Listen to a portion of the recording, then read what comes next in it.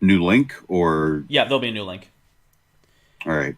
I'm just grabbing it now. Give me the link and I'll post that in the chat of the old stream. Thank you. Nope. Anyways, it's live now. Sent the new link. Thank you. Let me just grab this.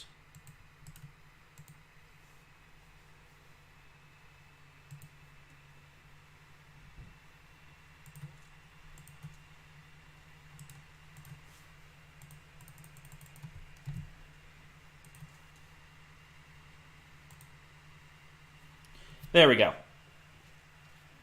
Hello, everyone. We're back. I went ahead and went to the settings, and we've gone into subscriber mode only. So, ideally, the bot should be gone now.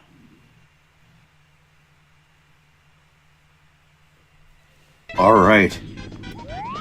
Ideally, we should be in the clear now. So, for clarification, to those who are wondering what happened, we got swarmed by bots, many of which were just being absolutely racist.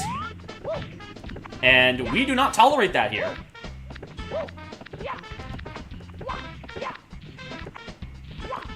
Absolutely not. The only reason I'm not like... What's even the word? Condemning it, sorry. Condemning it more strongly is because I don't have faith in my ability to do that without cursing. Yeah. And so I would rather not sully this stream with my foul tongue. Tony Sonic, if they do subscribe, I have it set that you have to be subscribed for a full day before you can start posting comments on the stream. Which does limit it for newer viewers if they like hop in and they just subscribed now, but unfortunately it's a precaution we have to take.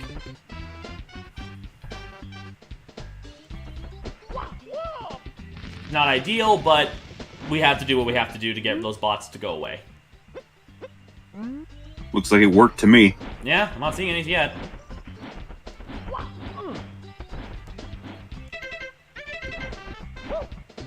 And none of you better betray that trust. I mean, I trust you all. Because whoever that was sending the bots, it wasn't anyone I recognized from the get-go. Oh, hey, do you know about the... So while you're on this is like one of the few things that I know about Mario 64. Uh-huh. That tower has one punchable wall at the base of it that has a 1-up in it. Oh, yeah, I forgot about that. And it's like, it doesn't have like a cracked texture or anything like that. It's just a punchable wall. Yeah. The only one in the game, if I'm not mistaken. I believe you are correct about that. Jimmy the Echidna asks, have you ever played WarioWare Get It Together? Which I'm like, basically, like, have you ever played a WarioWare game? Unfortunately, I have not. Well, either way, do you have a favorite WarioWare character? I mean, from the cutscenes I've seen from the games, Jimmy T's pretty cool. I can agree with that. I also have not played a WarioWare game. I've played all of the Wario Land games, but... the only Wario-themed game I have personally played is Wario World on the GameCube. That I actually have not played. It was a weird game. It was a very weird game. That I am aware of. All I know is that, it is the game that has the best Wario, like, quotes and quips in it. Yeah. You king the legendary nya nya nya nya nya from the pause menu. Yeah, and how it goes on for like 45 minutes or something like that. No, the best thing is that after I can't remember how long it was, but I think it's like maybe even a full hour. He'll eventually apologize and then he'll stop singing. That's so great. I missed when video games did things like that regularly. I was about to say, that's the kind of things that I miss from games. That kind of stuff is fun. You doing okay? Still a little irritated by the whole bot thing, but I'll be fine. Here we go, found it. Hey, now we're gaming. Now this is gaming. What makes me upset is that in Smash Brothers, Wario does not have a taunt where he says "Have a rotten day" like in Wario World. That would be great. Yeah, he's so quotable in that game. In Wario World. He's so quotable in general. Yeah. And he doesn't even have a taunt in Smash where he calls everyone losers. Losers. Like, why does Wario not talk trash at all in Smash Brothers? I mean, to be fair, it's so weird. In Smash Brothers, they also have DK and Bowser sounding like actual animals instead of talking. It's so... I don't understand Oh, it's funny! No. Ghost Godzilla brings up a... Where was it? Someone mentioned a Wario throw. Oh, sorry, yeah, Ghost Godzilla said it could be for a throw. I'm like, that would work even better because one of his throws is from Wario World. That is very true. His back throw, like the big old swing. Yeah, the big old swing. That's straight from Wario World. Oh, if they were real gamers, they could make his up throw like the big pile driver that he does. Yeah.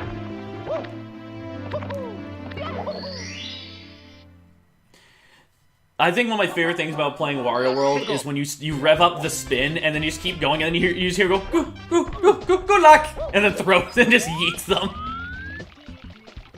It's so good. That game I can't say I'm familiar with the feeling. I should play that sometime. Again, it's a weird game, but it's fun. It's great to play if only for Wario. Which, to be fair, that's Wario in a nutshell. You know, I can't see that. Also, it did strike me as like the kind of game that wouldn't be as remembered if not for how much personality it has. Yeah. Like, the gameplay alone doesn't sell the game. No, the gameplay itself is very just but the personality and charm throughout is what carries it. Now, a game that you can't say that about, because it is good both gameplay and personality, is Wario Land Shake It. That's what I've heard, is that it's a very good game with a very good charm. You should play it if you can. It is one of my more preferred... I don't want to say one of my favorite, because it is the Wii, but it is, like, of the Wii games I've played, definitely in, like, the top third. Also, someone mentioned Wario in the Strikers games, and like, yep. Then again, the Strikers games in general just have a lot of really good personality. That is true. That's just a general and it makes me strength. sad. It makes me sad that apparently Daisy is not in the new one, because that's like the one game where Daisy has like the most personality. Yeah, like they'll probably add her post-launch because that's what they've been doing a ton with their sports games lately. But like, it's so weird she is not in the base roster of all characters.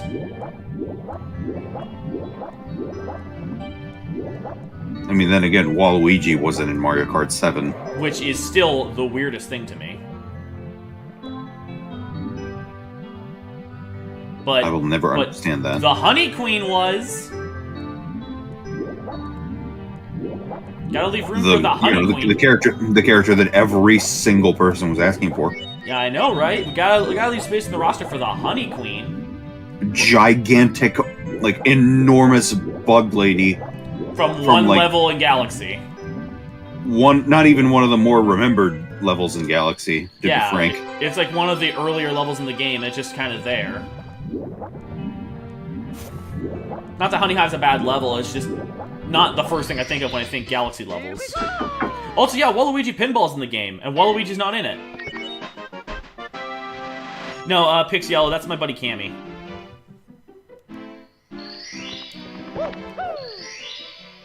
Speaking of which, you there, Cammy? Or he's AFK. I think he may have just gone AFK.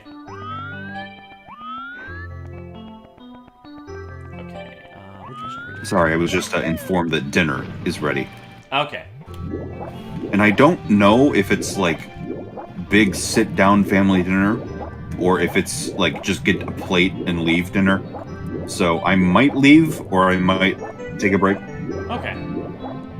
Either way, have a good, wonderful burgery day, and get plenty of sleep. Okay. If I don't come back. Okay. But we're not. We don't need to sleep if you do come back. Is what you're saying. Okay. Hopefully, I hope that I won't be putting anybody to sleep. Yeah. Be right back. All right. Or goodbye. One of the two. Well, one of the two. To be determined. Yeah. No, I think guys, that was Cammy, not Silver. Yes, the bots are gone. Here we go! Wiggler had a fun animation when they got hit, though. Yeah, I liked Wiggler being added to the game. Wiggler was a good choice. The only one I really took issue with in that game is the Honey Queen. Let's go!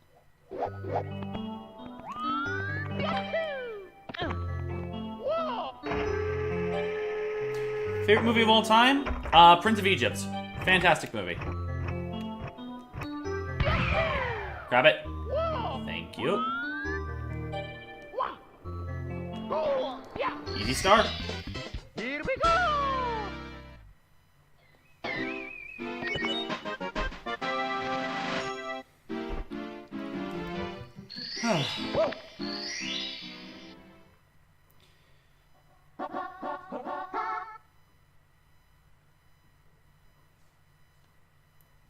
Yeah, and shoutouts to Cammy for being on top of getting rid of those bots. That was... Oh, that was annoying.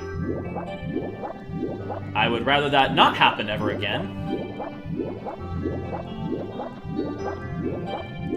Okay, let's see if I can pull it off this time.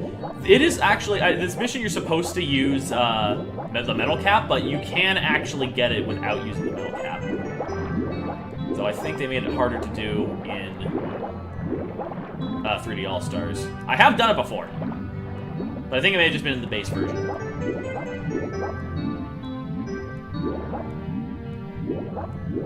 Okay, let's try this again. Have you ever played 007 Nightfire? I have not. Then again, I actually have almost no experience with the 007 games. The only one I've played, which even then it was only like a couple minutes at an event, was oh, they made it hard to get.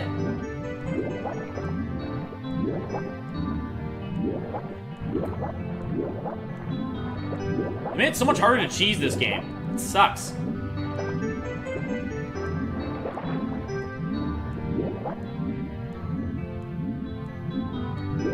But yeah, the only 007 game I have any experience in, which only was a couple minutes, was the multiplayer of GoldenEye. The original one.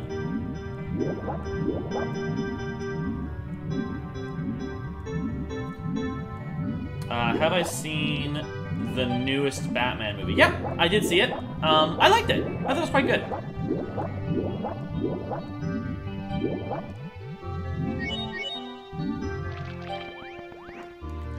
Okay, it seems I can't do this level right now. We'll try a level another time. Which means... Yeah, it's just Bob on Battlefield now.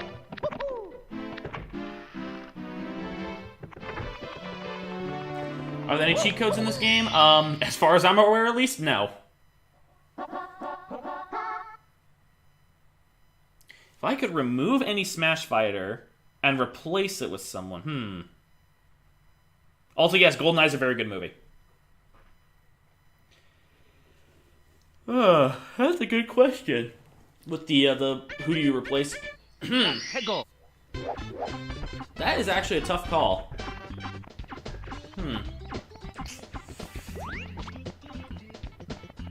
Actually,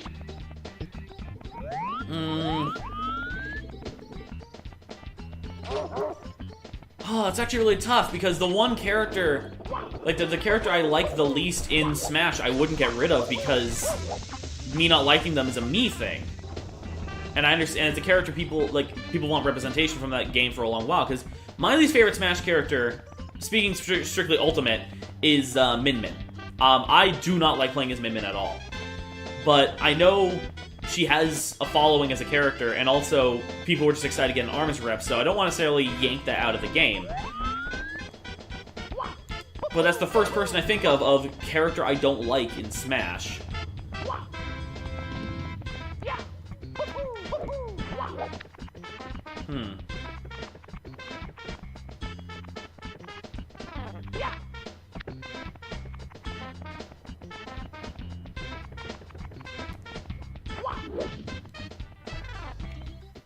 We're finally gonna take on the Bob-omb King.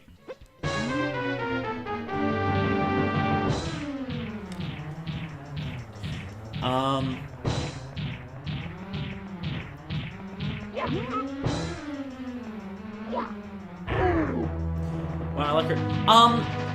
I just don't like I'm not invested in ARMS as a series, so like, but that part doesn't really matter. Talking strictly gameplay, I just don't like playing as her.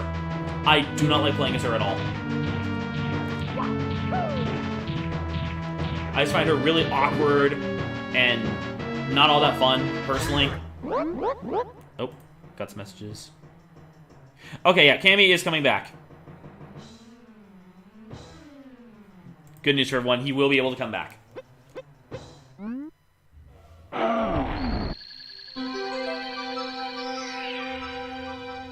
Thoughts on the Tales of series? From what I've played of them, I like them.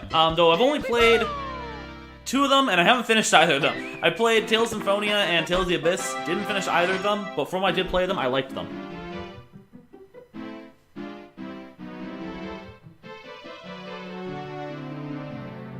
I feel like remove the Piranha Plant would be a no-brainer. Nah. I'd keep Piranha Plant. Piranha Plant is just a really fun, goofy character. Like, while a lot of the roster, there's a lot of characters that, like, you know, oh, pick them because, you know, they're fan-favorite choices, or, like, they're characters that would just make sense in Smash.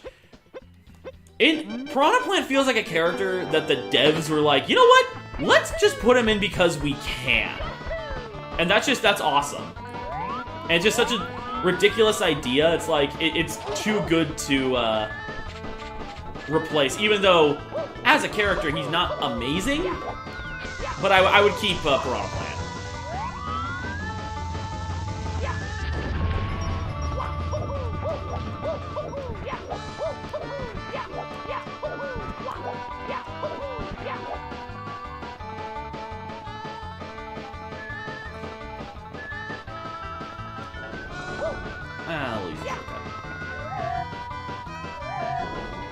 Opinions on Christopher Nolan's Dark Knight trilogy. I've only seen 2 of them.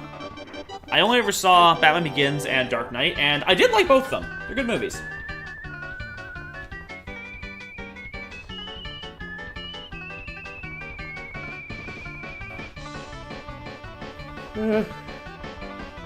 Are you going to watch the Mario movie?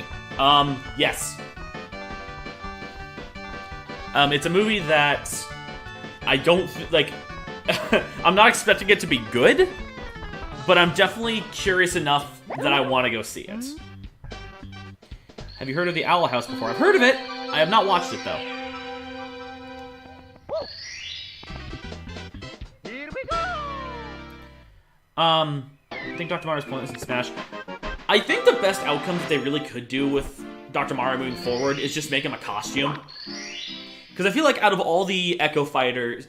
Actually, is he even an Echo Fighter? I don't think he is. Can someone refresh my memory? Is Dr. Mario an Echo Fighter? Or is he separated as his own character?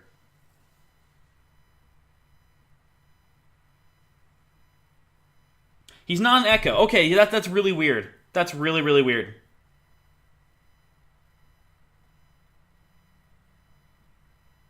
Like, I know there are some moveset differences between the two, but, like, they feel so insignificant. Oh, also. Hey, Cammy. Hey. Let me turn the screen share back on.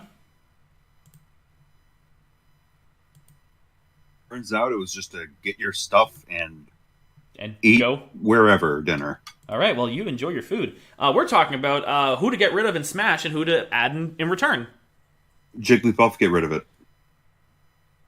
Okay. Let's go! We were just talking about the situation with Dr. Mario, because someone had mentioned Dr. Mario, and I was trying to remember if Dr. Mario's an Echo or not, and I was like, oh, wait, no, he's not. He's his own character. Oh, yeah. Get rid of him, too. I'd say make him a costume. If you want to keep him, make him a costume. I'd be alright with that. Because, like, I know their down B is different, but, like, otherwise... unless you get into, like, the nitty-gritty, otherwise they are largely the same. I honestly, I'm of the opinion that if they do make another Smash Brothers game, it is most likely... Well, I mean, they've said flat out that it's not going to be as big as Ultimate was. Yeah. So I feel like we're going to get, like, a soft reboot of sorts. I hope they take the opportunity to, like, redo a lot of characters' old movesets. Yes! So it doesn't just feel like Ultimate but smaller. It feels like... something different. A new, fresher Smash. I remember Ty brought this up in his video about if he made Smash 6. And I definitely agree with this, is, I need to watch that video. It's a good video. I definitely agree with him on the point that if they were to bring, like, because in his roster, he only had a couple third-party characters, one of which being Sonic, and he said the first thing you do with Sonic is redo the moveset. Oh yeah, Sonic is so much copy-paste. He said the same thing with Ganondorf. He said, for once, make Ganondorf not a Captain Falcon clone. I would be alright with that. And I say that as a Ganon main of, like, 10 years. Oh, trust me, I love playing as Ganondorf, but I do wish that he wasn't just heavy Captain Falcon. He's got a sword. I hope they give him, like, I hope they give him new moves. Yeah. But I do want him to keep the same general, like, game plan. Yeah, I agree. I would be sad if they just made him, like... Give him some new special moves that aren't just Captain Falcons. I will admit, I have some pretty blisteringly hot takes about what characters in Smash to remove or add. Oh? Example? Like, I know this isn't going to happen, and I don't exactly want it to happen, but if I was to make a Smash Brothers game, at least assuming this is like a smaller roster post-Ultimate soft reboot, yep, I would have no third-party characters. That makes sense. For my mindset is if I were to add third-party, I'd keep it to like with Brawl, like 2 at most. And I'd make them like characters that like really have connections to Nintendo, like not loose ones, but like really tightly knit to Nintendo. For example, yeah, that's fair. For example, Sonic being really Mario's first rival. Just name one example. Okay, yeah, now it works. Sonic is definitely a character that is more... So chat, this is what I was trying to do earlier that the game was not letting me do for some reason. If you run around pillars like this enough times, coins will spawn out of it. And this applies to any pillar in the game.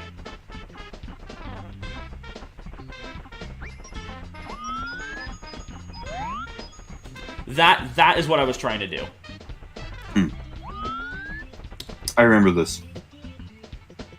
Smash 6 is going to be bigger than Ultimate. No, Sakurai confirmed if they do end up doing Smash 6, it will likely be smaller.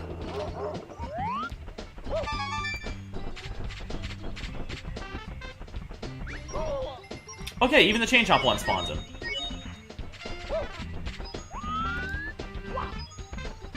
I always hated that Chain Chomp as a kid. That thing terrified me.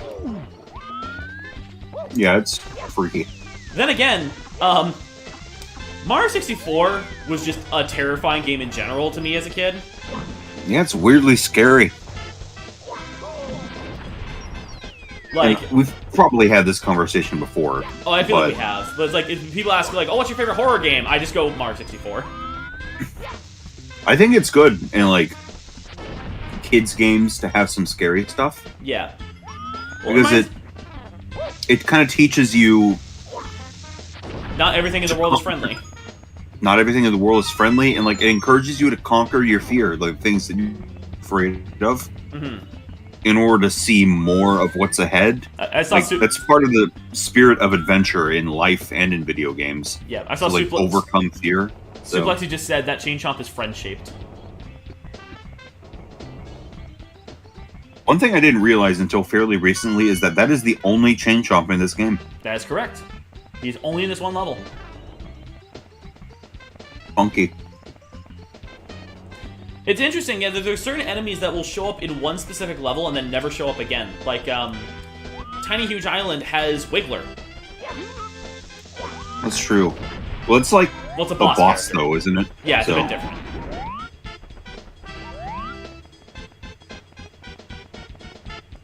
And now people in chat are mentioning the piano. Honestly, the piano was spooky, but honestly, that's not one of the first things that comes to mind when I think of things that scared me in this game as a kid. An example of something that did scare me, as like really gets me as a kid, was Hazy Maze Cave. That pit that the boulders fall into, the one that if you fall in, you just die instantly. Yeah. I don't know. Something about it just seemed really foreboding as a kid. And I wanted nothing to do with it. I could see that, honestly.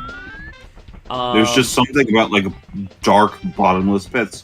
Yeah. Also, I mentioned this earlier, the eel. Yeah. The Endless Staircase? No, that didn't spook me as a kid. That one wasn't one of them.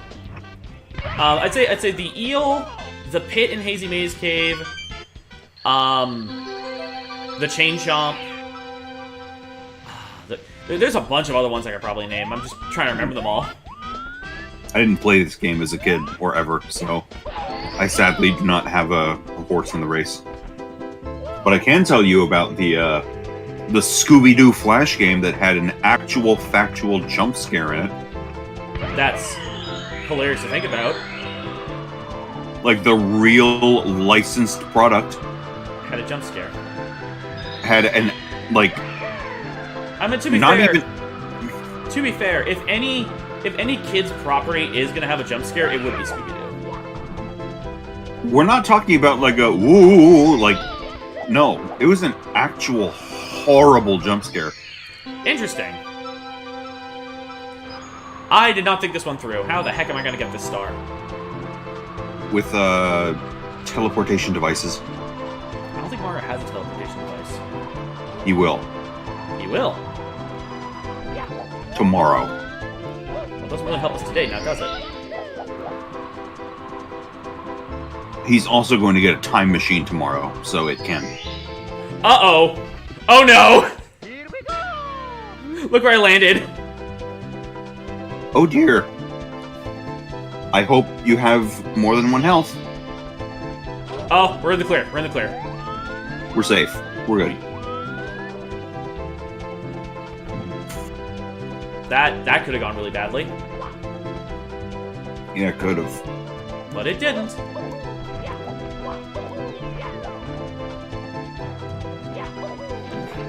I just dove right into it. That was beautiful.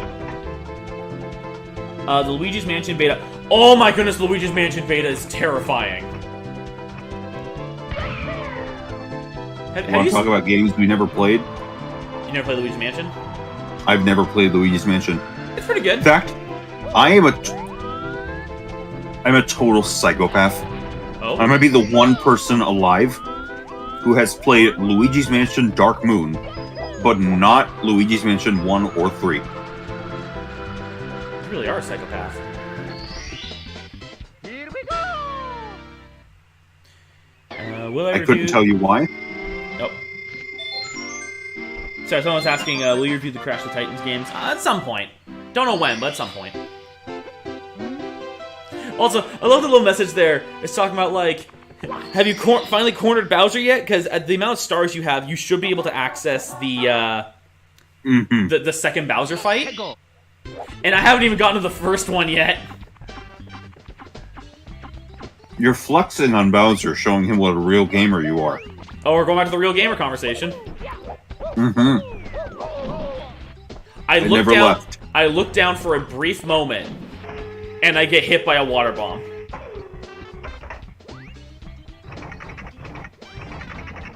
I mean, hey. Distracted, They don't call a distracted 64ing. battlefield for nothing. Distracted 64ing.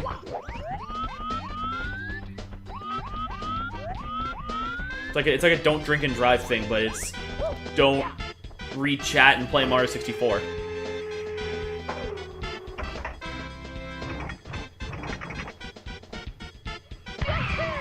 Go straight down.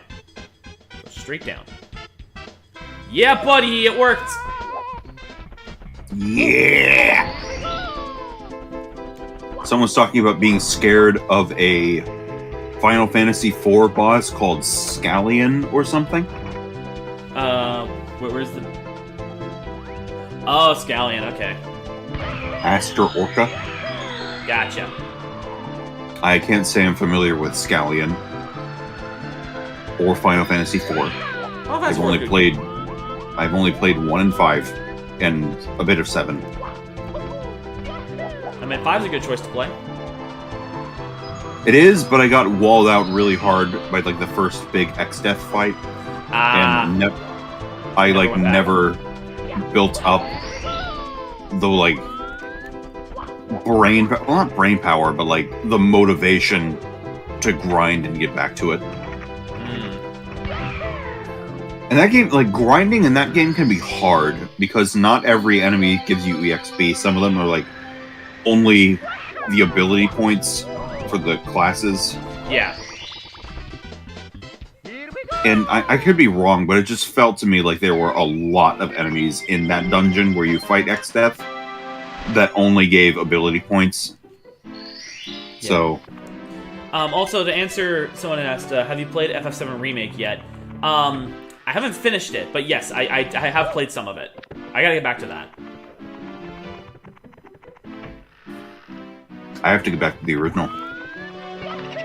Okay, now that we're heading to Big Boo's Haunt, I've told this story before, I think, but I want to share it again for any newer viewers. Okay. Regarding the booze. So there was one time when I was younger.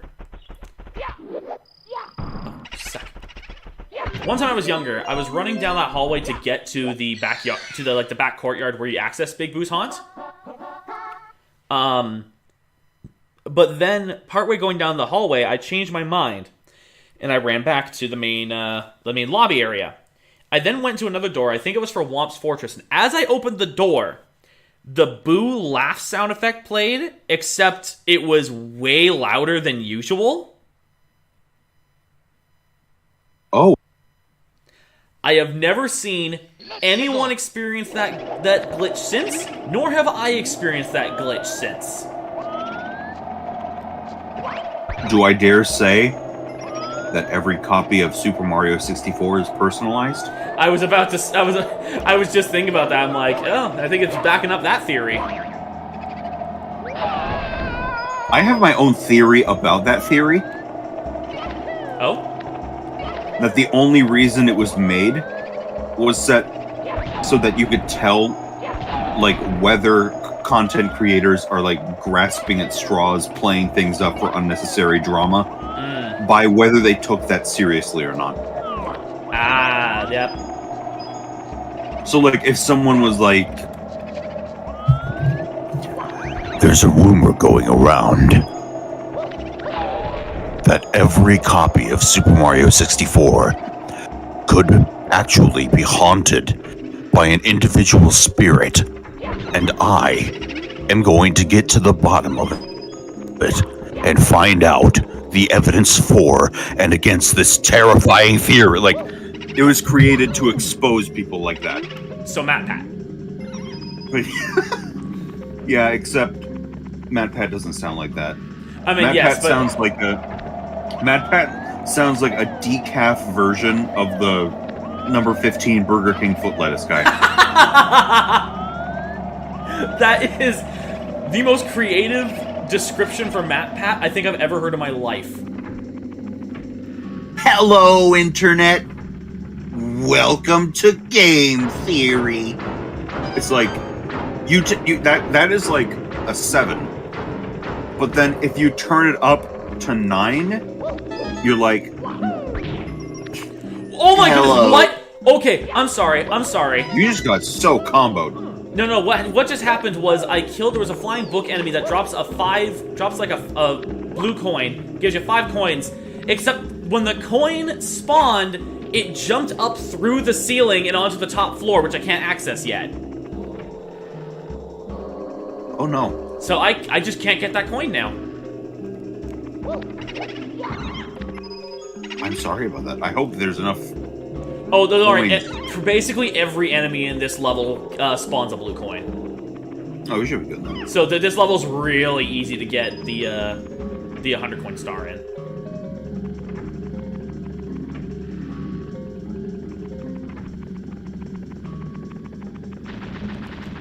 But yeah, funny enough, for being the spooky level, this level is not one of the ones that scared me as a kid. I actually thought this level was cool as a kid. I can see that, honestly. Because if it's like overtly like ooh spooky ghost, like So it's unless it's like really leaning into it, it's actually kind of hard to find that scary, even as a kid. yeah, it's honestly it's more charming if anything. It's like you're more liable to be scared by like levels that just kind of exist in a way that is hostile. Yeah. Instead of being scared by like instead of being a spooky house. the explicitly this is the scary zone. Yeah. Again, it's almost like going to like a haunted house at like a fair or something. Yeah.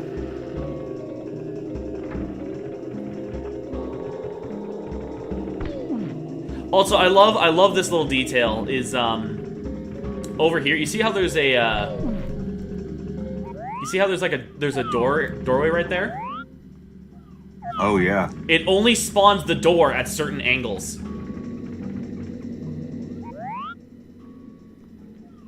Because if you go over here and then look in, there's no door. Oh, that's funky. Dare I say, it's spooky. Oh! Why wasn't that on the iceberg? Also, I like this room, if only because it's a Ghostbusters reference. Is it? Yeah, the hallway with the books flying through, that's straight out of Ghostbusters. Oh, I guess it is, yeah. Which is like, it's so weird just thinking of a game like Mario actually out there with a pop culture reference. But like, subtle enough that you don't really think about it. I guess so, yeah. Someone says, favorite racing game that isn't a kart racer. Well, F-Zero X is up there as definitely one of them. The cruising games, Cruising Blast especially. Oh, Cruising Blast. Oh, I still need to get the Switch version. Oh, it's so good. I love playing that game in the arcades.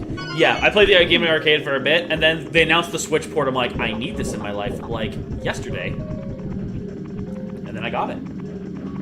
I needed it like 5 months ago when it first came out. Though another favorite of mine when it comes to racing games that aren't kart racers is aha! I got it this time. It didn't run away from me this time. I'm blanking on the... Oh yeah, Burnout Revenge.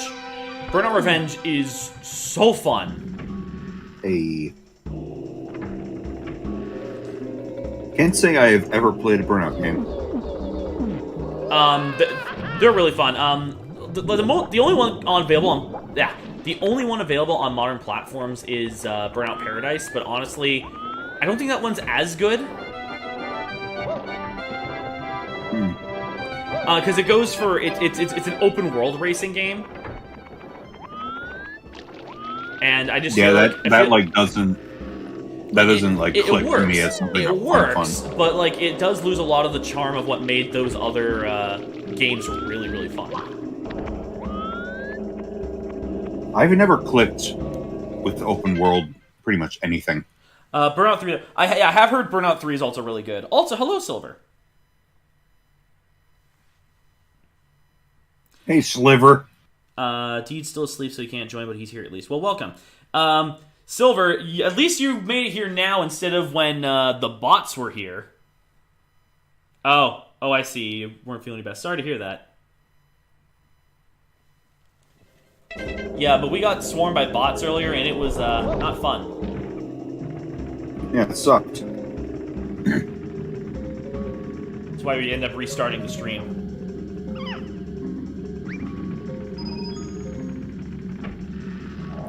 only But thankfully, it is Thankfully, we got behind rid of us.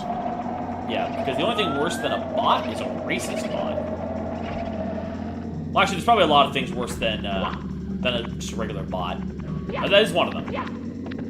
Multiple bots. Multiple racist bots. There you go. Something pretty bad. Yeah.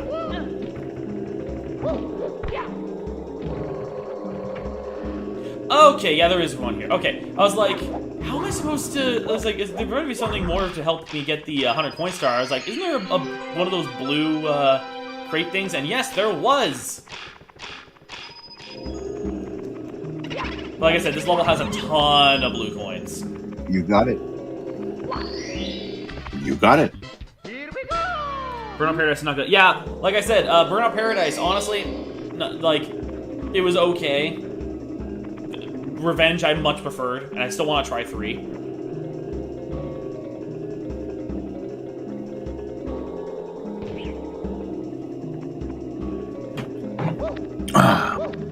Alright, dinner is complete. You have eaten the dinner. Wait. Also, I find hilarious. I've eaten the plate. I find hilarious that the big boos, they make the womp noises when they get hit. Oh, they do, don't they? They do. And it's so weird.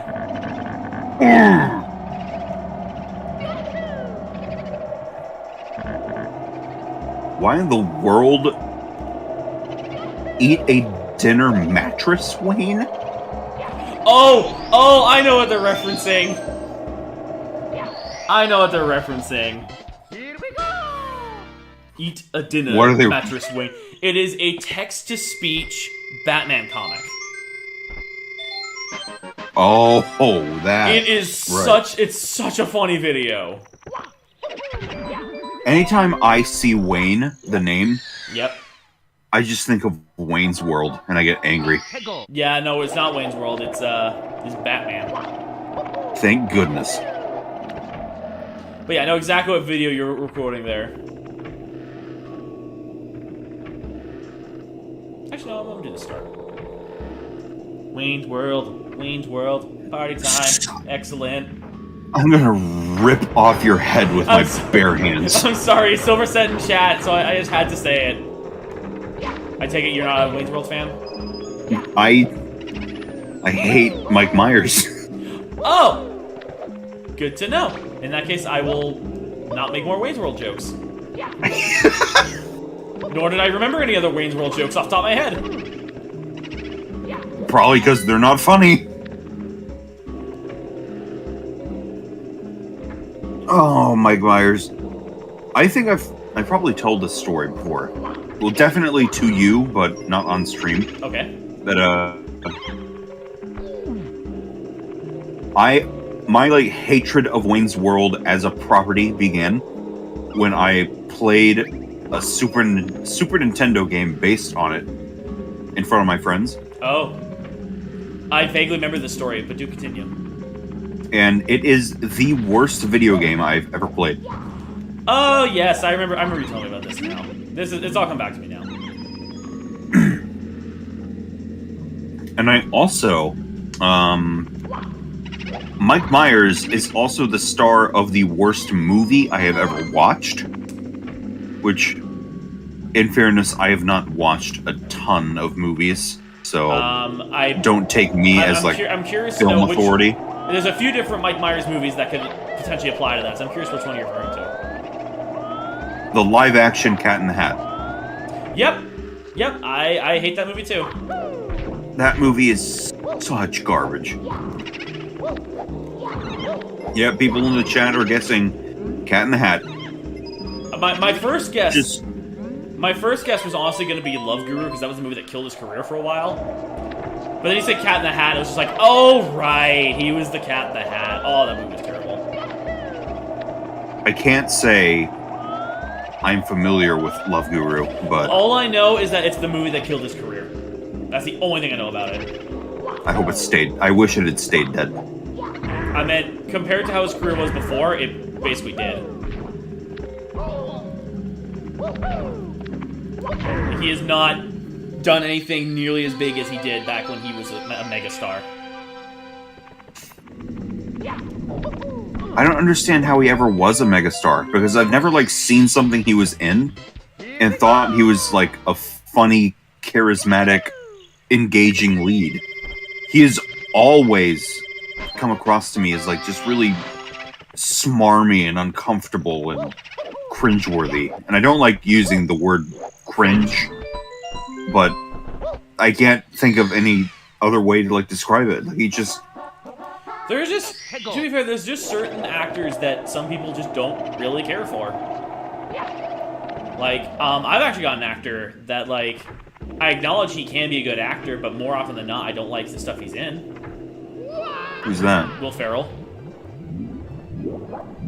I am so with you on that. I am not a Will Ferrell fan. I can cannot stand Elf. Yeah, The movie Elf? Okay, so it's not just me. Okay. It's not just me either! I've never liked Elf. Like, everyone's like, oh, it's like a modern Christmas classic. I'm like, I've never agreed with that notion. I've never liked that movie. I've never liked that movie. One time, when I was in driving school, it was like around Christmas time, and the movie that we watched was Elf. I literally left the class, walked up to Hobby Lobby, and walked around for an hour and a half in the Hobby Lobby instead of watching Elf. Also, Silver does not like either of us for not liking Elf. I didn't even notice. Silver, why do you like Elf? I mean, a lot of people like Elf, and I'm not going to blame anyone for doing so, but I've just never really liked it. But then again, it also comes down to I just usually find Will Ferrell annoying. It's fair. There are exceptions. Like, I think my favorite movie of his is what's it called? Stranger Than Fiction. I haven't seen that. That movie's great. Like, the marketing builds it up to be like a comedy, but it's not really. It's actually more of a drama. And it's really good because the whole premise is that Will Ferrell is now suddenly getting, like, everything in his life is being narrated. And, like, he can hear the narrator.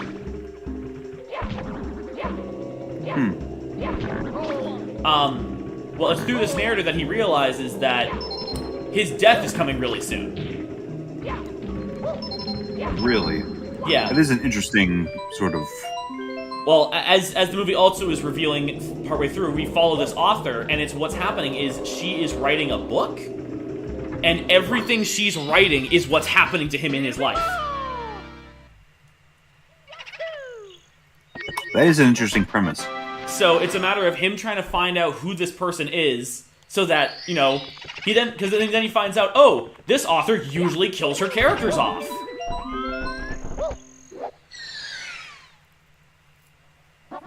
I'm gonna have to watch that sometime. It's a really good movie.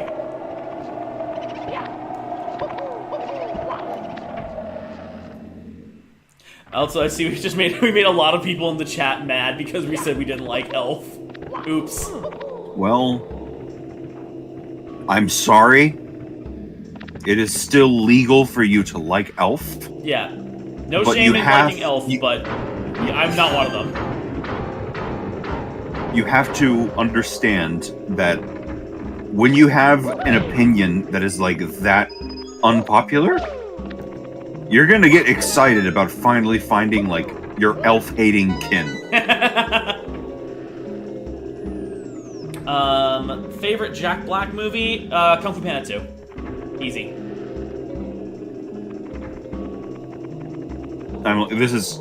This is where like I start to get lost because I don't have enough of an overall movie knowledge base to be able to, off the top of my head, be like, oh yeah, Jack Black, Panda Crisis, Pneumonia Adventure. Well, if it helps you at all, Jack Black's gonna be playing Bowser in the Mario movie. That's true, he is. And that's not terrible casting. Silver, no!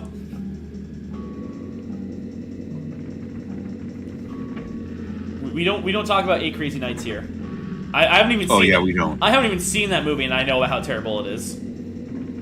I haven't seen that movie, but it has Adam Sandler in it, so I like disagree with it on a fundamental level. But see, unlike Will Ferrell, where there are some movies I like him in, from what I've seen at least, I don't think I know a single Adam Sandler movie that I like him in. He's like another Mike Myers to me, but not as much. Mike Myers, at least, I can name some films he's in that I'm like, okay, yeah, I like him in that movie. I guess that's true. I don't mind Shrek for whatever reason. Well, it basically boils down to the Shrek movies. I don't have to look at Mike Myers' face.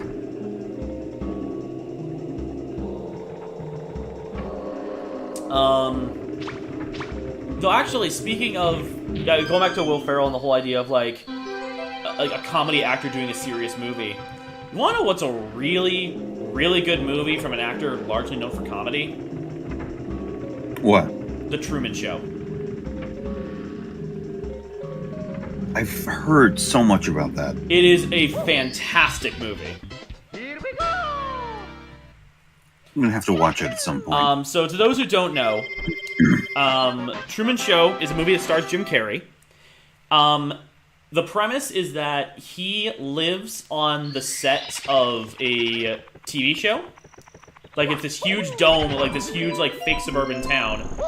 And he's the only one who does not know it's a show. Everyone else are actors. He's the only person that does not know it's a show. He's been raised in this dome, in this show for his entire life. And one may think that a movie of that premise with Jim Carrey as the lead would be a comedy. It is absolutely not. It is a drama. And it's That's like a just really, really good one. Just a very compelling premise. Yeah. And I have somehow not like gotten spoiled of it. Well, I will not spoil it here because all the twists and turns it takes are really, really good. Also, I just realized I can't do this mission yet because I don't have the invisible cap. Rip. Fake gamer. So we're just compared. You just mentioned when I met the premise of Truman Show, then said Disney's Bolt. Oh, Disney's Bolt. The grayest Disney movie. That was a movie. You just went robot a little bit. Mm-hmm. But, and I don't necessarily mean like literally the color gray, but spiritually it is like grayish brown. Oh yeah, Miley Cyrus was in that movie. John Travolta and Miley Cyrus were the leads in that. In Bolt? Yep. Because John Travolta played Bolt, and then Miley Cyrus played the girl.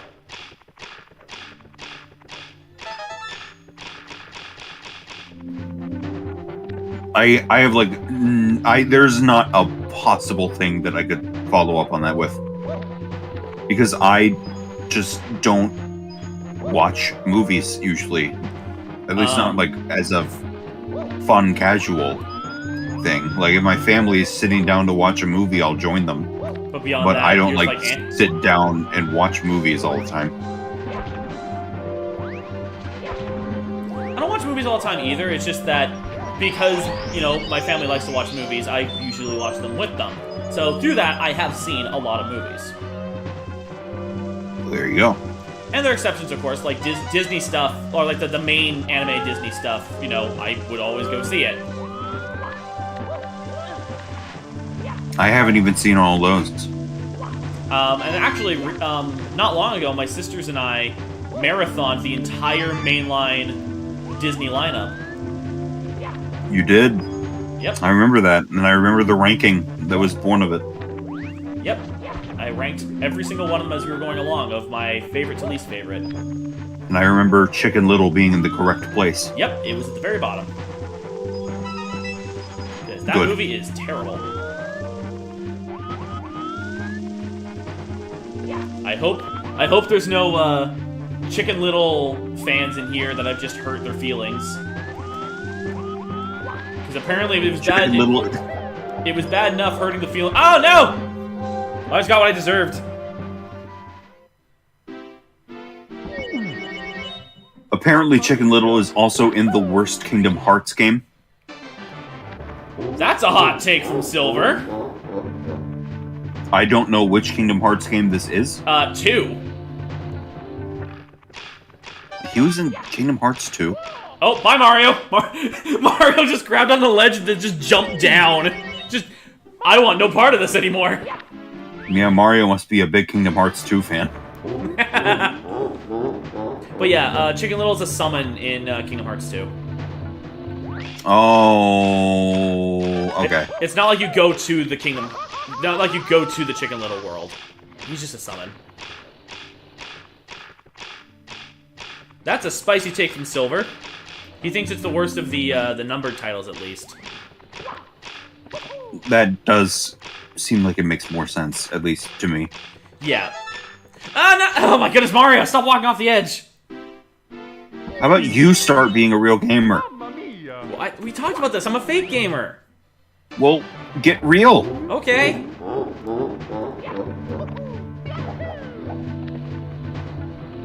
Get real. Watch Chicken Little again and realize what a hidden gem it is. Is that the key to being a real gamer? Is you have to watch Chicken Little and like it? Yes. That's why there are no real gamers. Yep, and that's why Mario jumped off the ledge. He doesn't want anything to do with that. He just keeps doing that on his own? Yeah, it's basically as I go to turn around, he just turns too hard and just slides right off. Like, the controls are being really weird right now. Chicken Little has not aged well.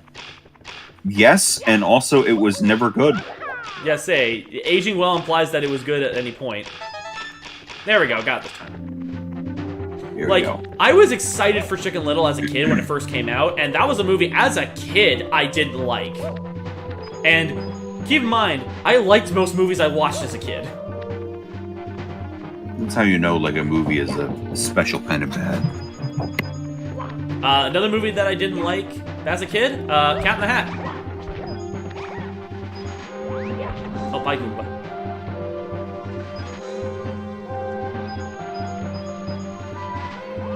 Sorry, I was just reading chat. Okay, let's not screw up this time.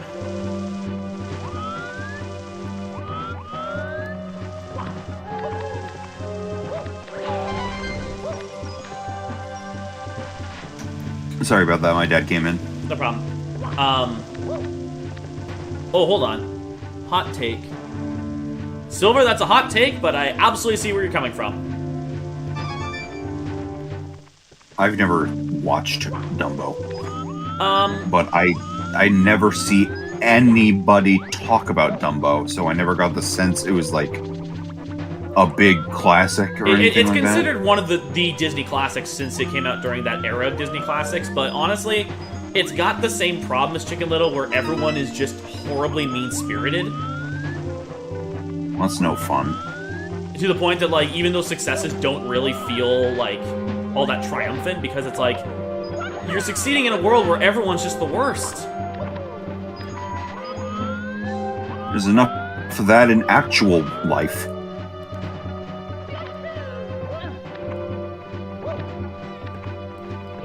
Okay, where is that 8th coin? This is the one coin I keep forgetting where it is.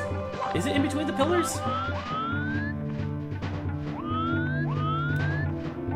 Is it like on the back of the final platform or something like that? I'm trying to remember where it is. I don't know. Chat, help me out. Don't- Where's red coin number? Oh, I see it. It's hidden right over here. We've done it. Oh boy, that is a real but nasty spot. But you are a real gamer. Yep, I proved myself. I didn't need to watch Chicken Little to prove it. Thank goodness for that. Because I don't know that... I'd survive. I almost jumped into the pipe without grabbing the star, and that would have been embarrassing. Raya Sonora says, my least favorite Disney movie is Sleeping Beauty. So boring. But out of the corner of my eye, I thought they said my least favorite Disney movie is Security Breach. Oh yes, my favorite Disney movie, Five Nights at Freddy's. That would be wild. Disney's Five Nights at Freddy's. I almost want to see that. I'm not even gonna I would be interested to see what they would do with that if that was a thing that had to be done. So no! Disney Security Breach, you mean Brother Bear? I don't even get that. It's because Freddy's a bear. Oh, right. The only thing I know about Brother Bear is that the bear is played by Joaquin Phoenix, and now you can make funny Joker jokes about that. Yep, this is true. And also that it is my best friend's favorite Disney movie. Brother Bear is a movie I didn't really care for on the rewatch. It's got some good stuff in it. But then there's this one scene where Joaquin Phoenix's character and the little bear he's with throughout the movie, they're having a heart-to-heart moment because he's revealing basically the little bear's mom has disappeared and he's trying to find his mom. Well, it's the bear that Joaquin Phoenix killed when he was a human at the beginning of the movie. So so he's having this emotional moment. Having this emotional moment, revealing to the little bear that the mom's dead, and over top of the dialogue, Phil Collins is singing. Oh, Phil Collins, come on!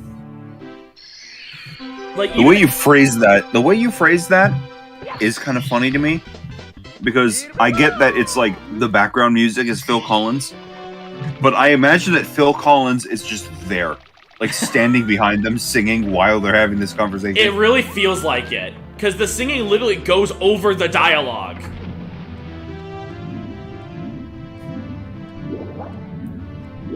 It's... Well, and like, maybe in that case, maybe that movie is best enjoyed by Sonic Adventure fans. I see what you did there. And no, don't get me wrong. I like Phil Collins, and especially in regards to Disney, I love his work in Tarzan. I absolutely love his work in Tarzan. This is not a diss at Phil Collins. This is a diss specifically at Brother Bear. That's another movie I have not seen. I have not seen Tarzan. Oh, that's a really good movie. Only thing I know about Tarzan is that the villain dies in a really screwed up way. Oh yeah, and it was a G-rated film. And hey, that goes back to the whole scare kids once in a while. It's good for them. Then again, the movie in general, there's so many different points where it's like, how did this get a G rating? What, in Tarzan? Yeah, Tarzan. There's so many moments I'm like, this does not feel like a G movie. Tony Sonic says, "Nice shot, Cammy." What did I shoot? You tell me. Thank you. I shot Silver. You shot Silver. I shot Silver in the heart because I said that Elf was bad. We both did. It's not Disney, but what do you think of Road to El Dorado? Great movie. I like it. That is a movie that I have seen, and it's good. I like that movie. Good movie. I also discovered something about it recently that I didn't know, but it made perfect sense to me. Yeah. So for context, sometimes when I'm needing something on as background noise, sometimes I'll pull up YouTube videos, and I know everyone says, like, oh, this channel's the worst, but sometimes I do pull up Watch Mojo, just because, it makes for decent background noise sometimes. Yeah, because it's like, it is filler the channel. Yeah. And if it's background noise you're looking for, then a lot of the time it's filler you're looking for, because you can just turn your brain right off. Anyway, so there was one time, and this Watch Mojo video I actually decided to pay attention to, because I'm like, oh, it's actually kind of an interesting premise. And it's, basically it was a countdown on instances in animated movies where improvised dialogue was put in the film. It is actually interesting. Yeah, it was a really interesting premise, and there was a lot of them I didn't know about, and the one that, the number one on the list, which made perfect sense to me in hindsight, is number one was most of Miguel and Tulio's banter. Really? Most scenes where they're talking to one another is improvised. Like, basically the actors were given the basic premise of what things need to be laid across. Beyond that, go nuts. That explains kind of a lot. Yeah, They basically... just have, like, a really natural rapport throughout that whole movie. Mm-hmm. Like, the entire sword fight sequence, all that dialogue was improvised. That's just, like... That's talent. Like, That's some really talented... like, so basically, like... I want to say good acting, but that, like, almost doesn't even encompass the full facts of the matter, you know? It's like, really good. It's very talented improvisation. Yeah. Like, But it is good acting, because it's basically they recognize what these characters are and are able to make up dialogue that feels natural. it is, yeah. Like, So like the exchange, the famous exchange from the sword fight of like, you fight like my sister, I fought your sister, that's a compliment.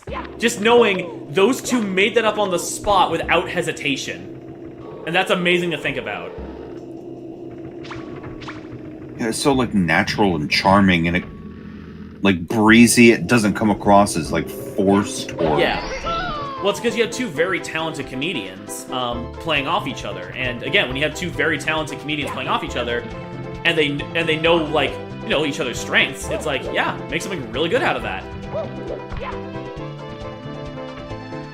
I can respect that. I like that makes me like that movie more. Of course, the obvious one that a lot of people know about is a lot of Robin Williams dialogue in Aladdin was improvised. In fact, actually, In a way, you can, like, almost tell, and Well, that's it's not a because- knock against it. well, it's but because I watched behind the scenes stuff on it. Genie was written specifically with Robin Williams in mind, and a lot of moments they deliberately just let him do his thing and basically picked which ones they thought was the funniest. I mean, of course, like, I don't know what else to say. Yeah, but the one they went for on One the of, list, like the funniest men. yeah. Interestingly enough, they did not pick Robin Williams' Aladdin stuff for the list. They picked a different character in Aladdin, Who's that? Gilbert Gottfried. Oh, may he rest in peace. Yeah, because there was a bit, one of his bits as Iago was improvised, and it was apparently they left it in the film because Robin Williams was watching as he was recording this dialogue and made this line up. Apparently, Robin Williams like burst out laughing. Now that is a good sign. Yeah, so they kept that line just because Robin Williams lost it. What line was it? It was when Iago and Jafar when it's been discovered that Jafar's the villain, and they're trying to make a break for it. Jafar's having a fit because like a laughing fit because he's realized that Aladdin has the lamp and now he can get it. Meanwhile, Iago's trying to pack everything, so all the dialogue of him packing everything was all improvised, including the how about this portrait? I don't know. I think I'm making a weird face. Huh. And that line apparently caught Ron Williams so off guard that he lost it. Honestly, I could see it. Like, it's just so natural, but, like, such a universally relatable thing. Yeah. Everybody on Earth that is not, like, an actual narcissist has gotten a picture taken of them and been like, oh my, do I look like that? Yeah. Well, actually, that reminds me of my community college ID. I had to get my photo taken for that, and I looked like an actual serial killer. Oh yeah, I can't remember if it was for my passport or like I don't remember which ID it was for, but one of my ID pictures, it looked like I had just gotten out of prison. Like it looked so bad. How so? I don't know, my hair was just being really uncooperative, so like it was all messy and like, you know, you have to keep a straight face. So it just looked like I had just gotten out of prison after being there for some time. It just did not look good. I must have been like lack of sleep or something. Maybe the same thing with me. My like community college picture, it was all like yellow, so I looked kind of jaundiced and unnatural. And I had like my head was a little bit to the side. I had bags under my eyes, and I was like smirking a little bit, so like knowingly. Oh, okay. I looked like I knew something So you looked sketchy. that the photographer didn't. I looked really sketchy. I looked like incredibly untrustworthy. Welp. I'm trying to remember. Is this the door I need to get to? Am I going to the right I think door? I might have actually destroyed that card because I hated looking at the picture so much. But anyway, we're talking about the, like, do I look like that situation. Oh, hold on a second. When doing provincial exams, my teacher used to walk around and look at everyone's IDs and see who had the best mugshot. Oh, right! Right. Oh my goodness. Well, I said that was my sister who said that, so I'm trying to figure out which teacher she's talking about. Because we both went to the same high school, so I'm trying to figure out which of the teachers it would have been who did that. Oh, your sister's in the chat. I didn't even notice. Yep.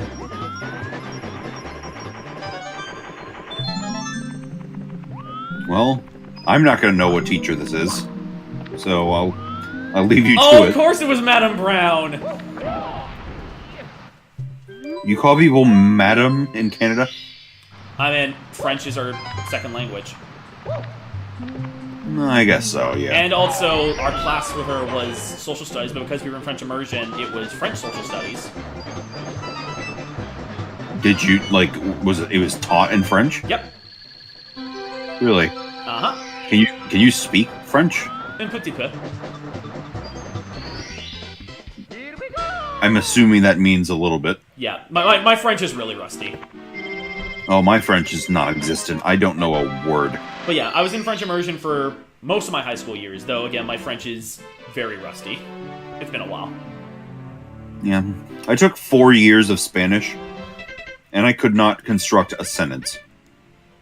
Like nowadays, and it wasn't even that long ago. It was in like late high school that I took Spanish. Gotcha.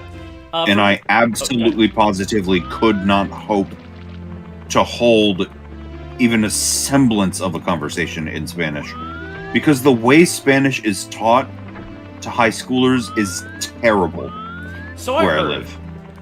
In my case with French, since I was late immersion, so like I started doing French, you know, in later years of school rather than right from the get-go. In late French immersion, they prioritize conjugation over vocabulary. I can respect that, yeah. So it made it difficult figuring out what word meant what, because my vocabulary was terrible. But when it came to conjugating, I knew exactly, like, how to do past tense, future tense, and like all the different types of tenses just fine. That is an important skill if you're looking to, like, communicate on an adult level. Yeah, the only problem is I don't know vocabulary, so like you told me to say a specific word, I'm like, I don't know what that is in French. So it's a bit of What is the French word for thermometer? Quick. I actually don't know. It's okay. I probably couldn't tell you like the Spanish word for like stove. I remember my class's favorite French word was the word pamplemousse. That is one French word. And we specifically, what we love doing is to the students who didn't take any French classes, we just go around and go, ha ha, pamplemousse, and just make it sound really bad. Do you know what pamplemousse means? I have no idea. Grapefruit. Pump the moose No, is grapefruit. Pamplemousse is grapefruit. Oh. I was supposed to ask, why are the mooses getting so pumped up? What is please in French? It's s'il vous plaît, which is, if you want to be more literal, is if you please.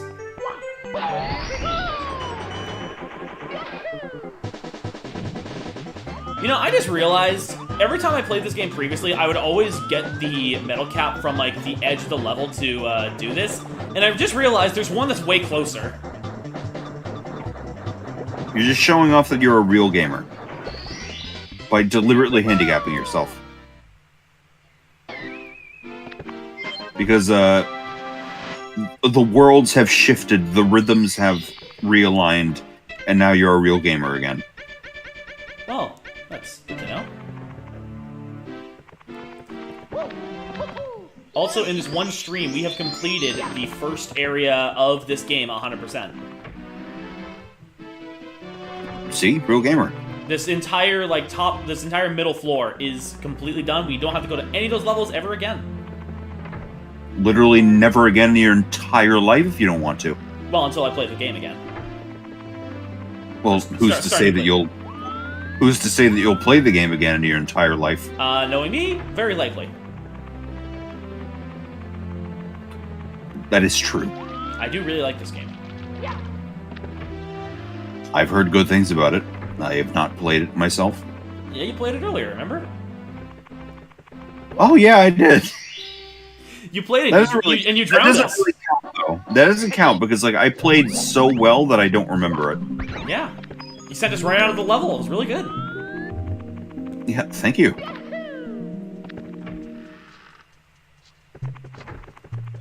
Hey! Oh, hey, look, it's the funny Jamboree enemy. Yeah. I still have an image saved on my phone. One of my favorite reaction images is of that enemy, but in slight movement, so it's blurred. So it looks like it's, staring, bug-eyed forward, but, moving incredibly fast. I can, envision this, and I like what I'm seeing. Okay, hold on. Let me grab my phone. I will send you the picture. You should show the image on stream. You know what? I think I will. But first, I need to send it to you because it's only on my phone. I realize it's not on my computer right now. Let me fix that. In doing so, you'll be able to put it on your computer and then show it on stream. All right, here we go. It's the magic of Discord. I literally have a Discord server which only I am in. Oh, I have the same thing. There you go. I'll just send it there next time. Anyway, I sent you the picture.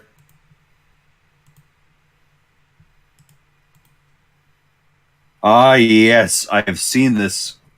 Yeah, at least a couple times before. It is a great picture. Yeah, I think it was Ty or something used to use as reaction image. I just snagged it off them. Yeah, it does have Ty vibes. I think it was Ty's. Also, I see someone speaking. There's some people speaking Japanese, or at least I think it's Japanese. Jambles' message, I think, is most likely Chinese. Yeah. Diatom Foxes is absolutely Japanese. Okay. Okay, Jambles was speaking Chinese. There you go. Yeah. In my case, and this is not meant to come off as rude or anything. It's just I am very unfamiliar with Chinese and Japanese characters. So if you were to show them to me, I would not be able to decipher them immediately. Japanese has usually more characters per sentence than Chinese does. Okay. And you see how for instance, the first three in Diatom Foxes are these kind of big, loopy, well-defined. Those are one of the Japanese syllabaries. Gotcha. So oh, and Diatom Fox just gave us a translation. There you go. Right. Take care, Star Wars Geek. Anyway. Star Wars Geek. You have a good day. Hold on a second. Just grabbing the image right now. Here we go. This stream is about to vibrate at a much greater rate. Here, let me just make it bigger. There it is. Hold, I just had an idea. What? I don't know if you could. I don't know if this could be easily done with your setup. But I wonder if you could use masking or green screen or some other kind of magic to put that thing inside of your mouth on the bottom of the screen.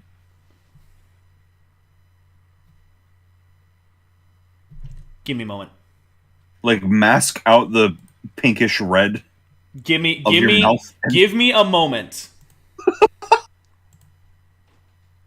Hold on, where's that file? I need that file. Where is it?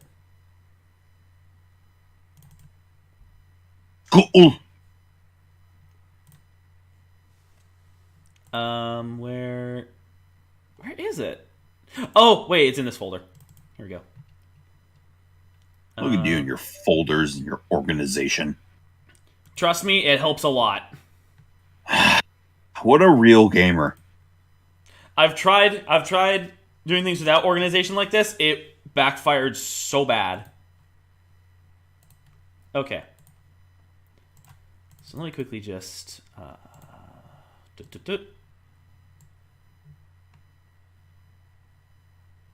See, if you're a fake gamer like me, then you just like throw all your garbage on the floor, but remember where on the floor it is.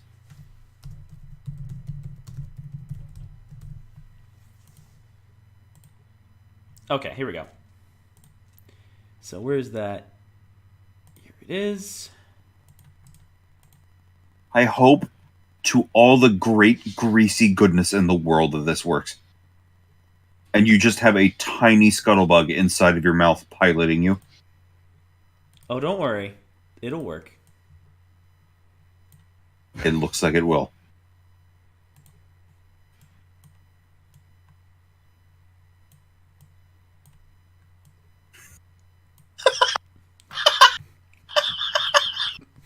There you go. Told you it was gonna work. There he is. Your true form revealed. Yep, I've been piloted by a scuttlebug all this time.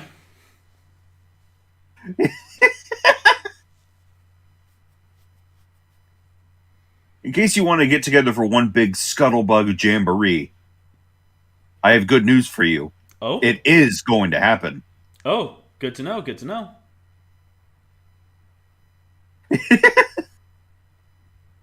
Oh, yeah, so that improved my day so much. I'm happy to have done so. I'm keeping it there now for the rest of the stream. I hope so. And I hope at least one like new person comes in and never notices it until like they've been here for 10 minutes already. I want to be like Ty or something comes in and he doesn't notice it until like a little bit later. That would be I'm laughing just imagining that.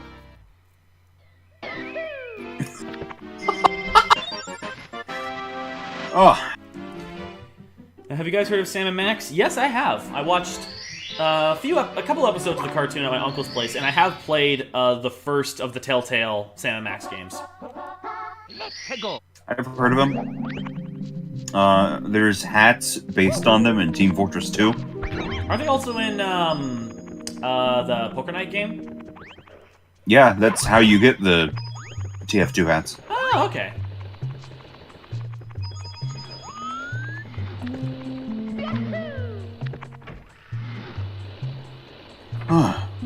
Did you play Life is Strange? Nope, I've never played Life is Strange, though I've heard the new one's actually really good. I have also never played Life is Strange. Because life is strange enough already. I don't need a video game to tell me. Good. You make a good point there. Here's the scuttlebug. There can only be one. I said there can only be one. Oh, okay, I see how it is. Apparently that was the one. Yeah, not anymore. You've now become the one. Do you have a favorite Christmas movie that is not Elf? Yes, I do. What's yours? It's the original animated Grinch. Like, I can get behind that. Like the 2D animated one. Love that movie. How about you? This is a hot take. Oh? But I actually really love The Polar Express. Oh, okay. I have not seen that movie in a long time. Like, I saw it back when it first came out, but I think I've only seen it like once since. It's like, yeah, the CG is a little uncanny valley, but it is not that bad. It's not as bad as people say. It could be a lot worse for when honestly, it came out. there are other movies that did that style CG that looked worse. Like, I'd argue, like, even something like The Christmas Carol with Jim Carrey looked worse. Yeah. Like, that movie just looked unnatural. It's just so, like, it's exciting, it's charming, it's really transformative and has an interesting take on the source material. And if you like Tom Hanks, you get a lot of him. It's just really fun to watch. I love that movie. Because doesn't Tom Hanks play like 5 characters in that movie? I think so. Because I know he plays the conductor, he plays like the hobo on the top of the train. I think he plays Santa as well. I would be surprised if he didn't. And I believe, considering he's... And I know he does the narration for like the boy when he's older. If I remember correctly. At least, again, if I remember correctly. Again, it's been a long time since I've seen this movie, so my memory could be failing me. I see a lot of fellow Polar Express enjoyers in chat. Nice. And that makes my heart filled with Christmas time and May joy.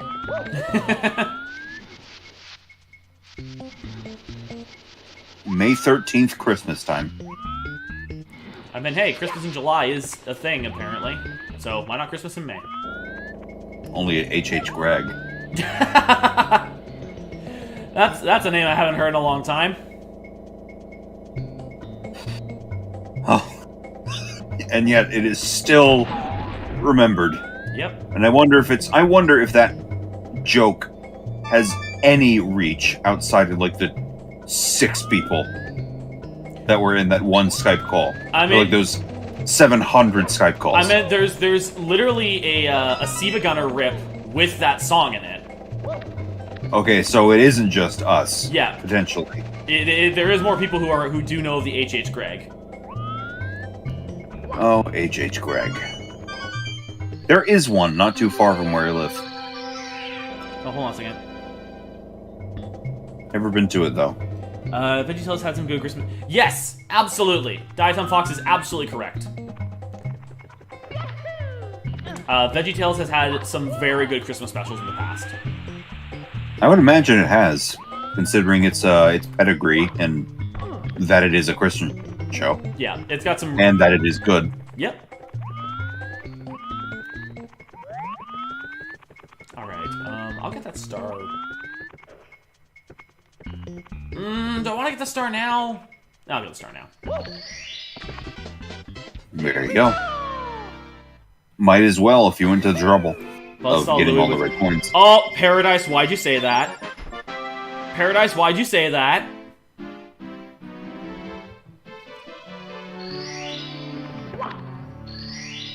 Why did you say that? Buzzsaw Louis is basically Gino. No! Stop it! This is not allowed. That is cursed. That is so cursed. I don't like this knowledge.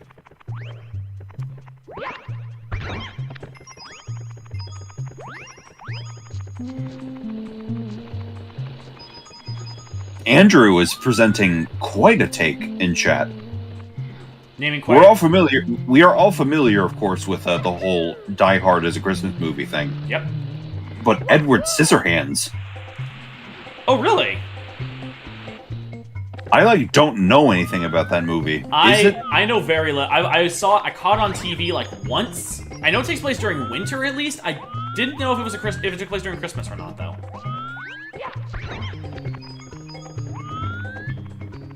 I mean, I couldn't tell you. I mean, I have heard it's a good movie. I mean, I've only seen part of it on TV. Never seen the whole thing though. I can only assume that if you allow Die Hard to be a Christmas movie, then you have to also allow Edward Scissorhands to be a Christmas movie. Yeah. Which, I mean, I've never seen Die Hard either, so I also mentioned Batman Returns, which that one I think is even like less debatable that it is a Christmas movie because it heavily ties into like not those themes, but like there's a large Christmas motif throughout the film, even more so than something like Die Hard. Well, hey. Even Batman has to have Christmas. Yep.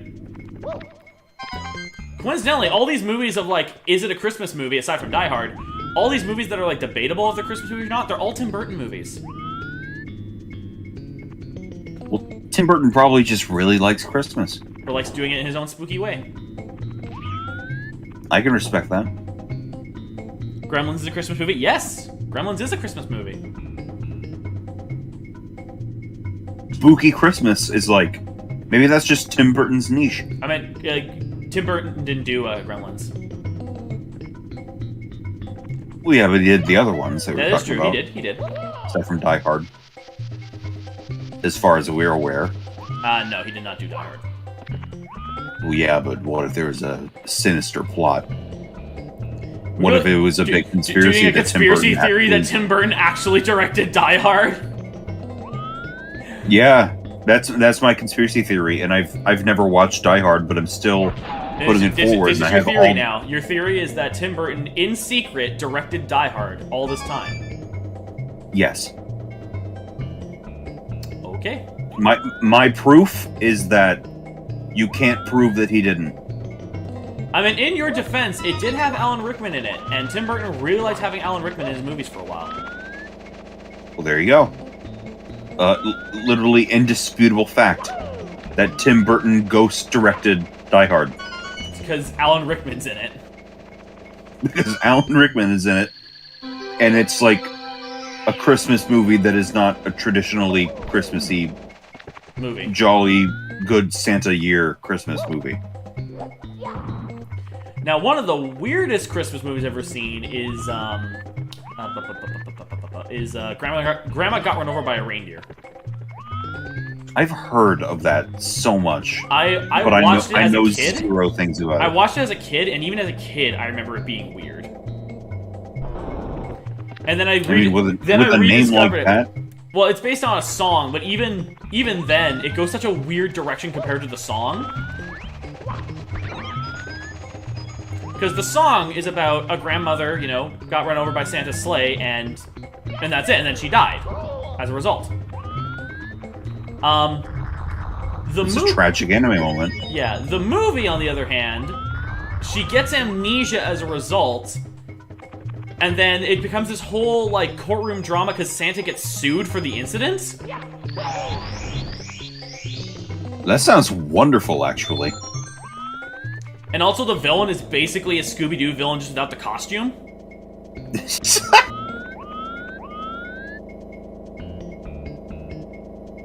You know, you really could do something with that. And what's even weirder is that the courtroom stuff is, like, actually accurate to how courtroom procedures work. Thank goodness. Because, like, if they didn't do that, I think they would be underselling the inherent ridiculousness of it. Like, if they made it some candy cane magical elf court, then that would be, like... It wouldn't work. It wouldn't work. It has to be like Santa going to an actual court of law. Yep, which it does.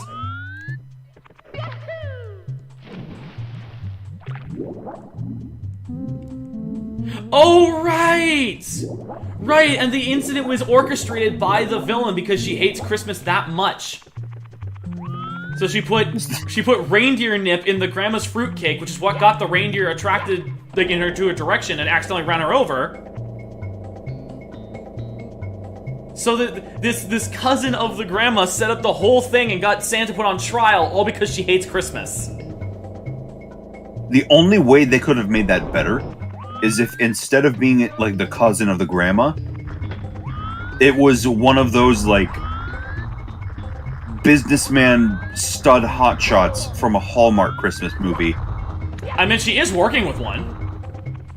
She is? Oh, well then, well, by all means. Part of her motivation is she wants to sell Grandma's store to one of those types of people. Then I say, let this movie rock. I'm gonna have to watch this movie next time it's Christmas. I don't know why I feel like we're getting your hopes too high now. What is it like? Is it like mediocre or? It's not a good movie. Oh. It's not a good movie. And again, I feel like I've oversold it now because it's like I made it sound so cool when it really isn't. I can tell you right now, I am confident that this is a concept for a movie that could absolutely slap. But yeah, it's really not that good, unfortunately. I'm sorry for overhyping this movie for you. Also, I've never... Okay, so, maybe a bit of a hot take. I think Hazy Maze Cave is one of the worst levels in this game.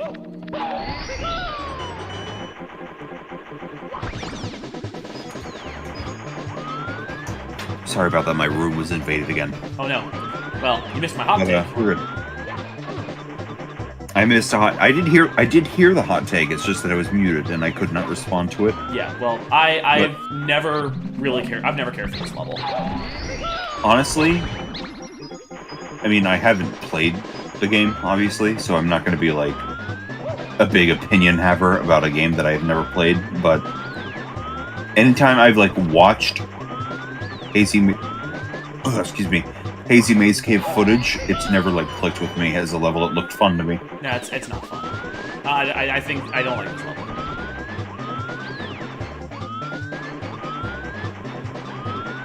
All this time we were talking about the wet, dry world negative emotional aura. Oh, please. But we never mentioned the Hazy Maze Cave negative emotional aura. Please don't miss this way. Please don't miss this way. Yes! Oh, okay, I got him. Yeah! The amount of times I've screwed that up, and though that's an instance where you need to get those blue coins, otherwise you're not getting the 100 coin star. Well, it's a good thing you did then. So I was panicking there. I didn't think I was gonna make it. I like how Super Slick in the chat just straight up says, Hazy Maze sucks. Yeah. Also, someone talk about dub versus sub on something. What are you guys talking? Like, what thing are you talking about in that regard? The Hazy Maze Cave anime? At least Hazy Maze Cave isn't Rainbow Red. That's another one I'd say is one of the worst. Actually, the level I'd say is my least favorite in this game is actually, even though it's a cool idea, is Tiny Huge Island. I never see people talk about Tiny Huge Island. It is not well made. Yeah, isn't it kind of just like a hill? Well, but the idea is cool. The idea is really cool. My problem with Tiny Huge Island is that the level is well built for when everything is big, but when you're the big thing, the level is terrible. Yeah, I could see that being the case. Because, like, I mean, how do you... It is so how would you make something that can only be, like, reasonably interacted with when you're huge, and have that be still a set piece when you're small to fulfill the point of the world? So when you're small, the level is actually not too bad, but when you're big and everything else is small, including the island itself, is so bad. Also, I need 10 more coins. Find them. I'm gonna be right back. Okay. I have to go to the bathroom.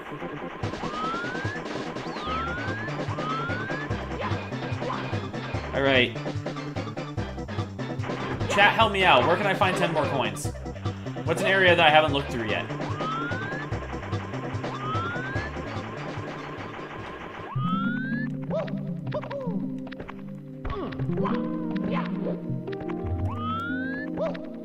I know there's some Mr. I enemies over here, but, have I tried the underground lake? I haven't tried the lake Oh, right! Yeah, there's coins around the star! Right!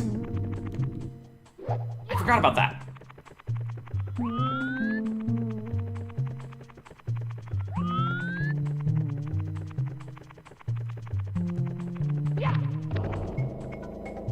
Would you consider reviewing the PS2 version of Need for Speed Hot Pursuit 2 for its 20th anniversary in November?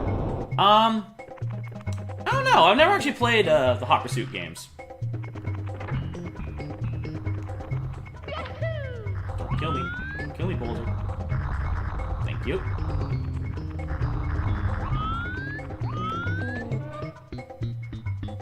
Have you played any Zelda games? A few.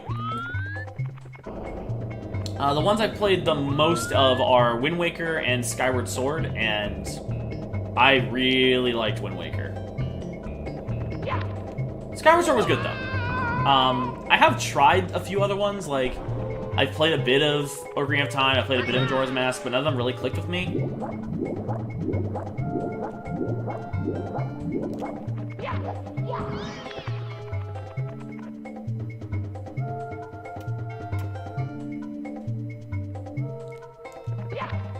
Uh-oh. Oh, this game mocks me! This game is mocking me! Hold on. Wait. Doesn't a scuttlebug spawn here? It does!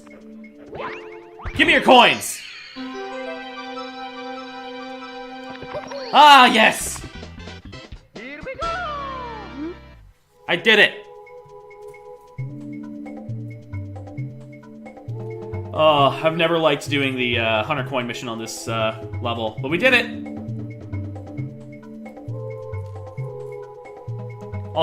I love this frame of just Mario and a scuttlebug. The best of friends.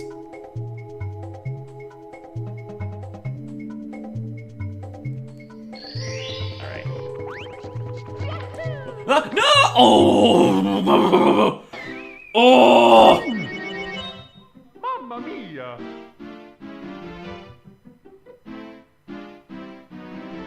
I am so happy I got that 100 coin star before that happened. Let's go! Oh!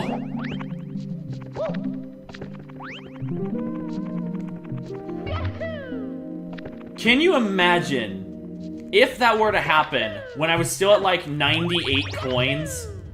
Nope. No. Oh, these evil boulders.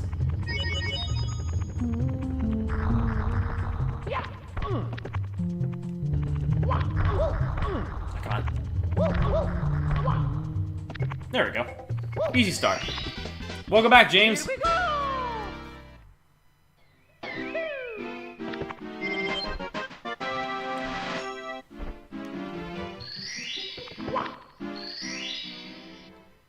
Whew. Alright. Let's go! Oh, and now I'm joined by my other sister. Okay,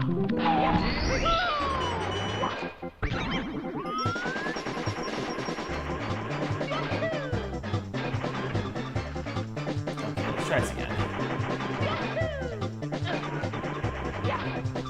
Nope. We're not doing this again.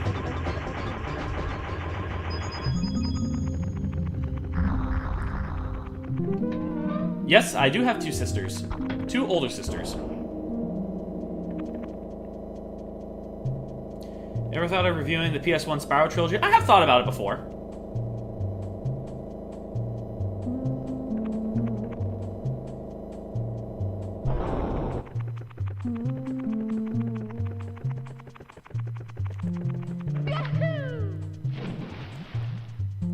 Alright, let's try and get the star again, and hopefully not mess up this time.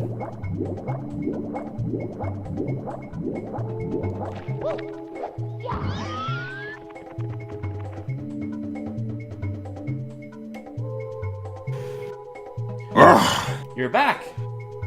I'm back. Welcome back. While you were gone, Thank you. While you were gone, my other sister joined. Welcome, other sister. Yep, both my sisters are here now. It's just a full-on mage party or something. I don't know if Something they're like also that, yeah. mages.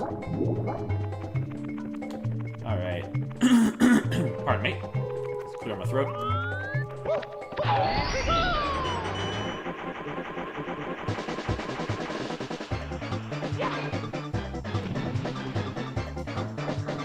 Also, I got the 100 coin star, but then, right after, as I was about to get another star, I died. Oh no.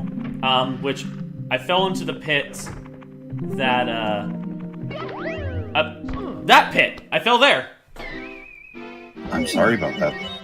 That pit has a body count now. Yep, it's got 2. Yeah, and to those, there's a few people who have just joined in now, and to those who just joining, this is my buddy Cammy. Hello. I'm Cammy. You can find me on cammy.net, on cammy.org. You can find me across the street. Wait, really? At the Denny's. Oh, okay. You can find me, on Mad Libs? On Mad Libs? If you open, like, the second drawer from the bottom and move, like, the charging cable you're not using a little to the left, then I might be there. And if I'm eating your Oreos, I'm sorry. Oh, that's where those went. Yeah, sorry about that. Okay. I'll get you some more. Okay.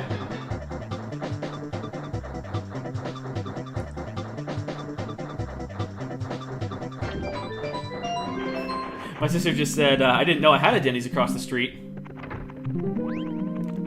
Well, you learn something new they today? come and go, you know? I mean, that is true. You never know with Denny's. It's like a fluid. They occupy the space of their container. So not the answer I thought you were gonna go with. What? I don't know where you were gonna go with that, but I wasn't. That's not what I was thinking. Yeah, Denny's is categorically a liquid because it like Denny's the restaurants, not the food. The food is like obviously could be solid or liquid. Wait. So you're saying that liquid Denny's, solid Denny's, does that mean there's a solidus Denny's? No, there is no solid Denny's. The Denny's, like, Denny's as a restaurant chain exists in liquid form. Yeah. But food that you get from Denny's can be like any. I was trying to make a state snake. of matter. I was making a snake joke. You got liquid and solid. Well, you don't need to worry about making snake jokes because thankfully, Denny's itself is liquid only. But you said it's also solid. No, like you can get solid food from Denny's, but Denny's is a liquid. Gotcha. It like flows and it occupies the container that it is contained in. Actually, no. Jill Fortune's got a good point. It's not liquid Denny's, solid Denny's. It's Denny's snake and IHOP snake. That is true.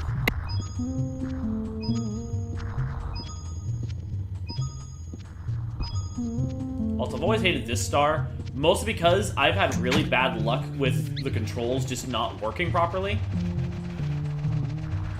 Which did not come to play now. though, apparently. There you go. Here we go! We got 50s.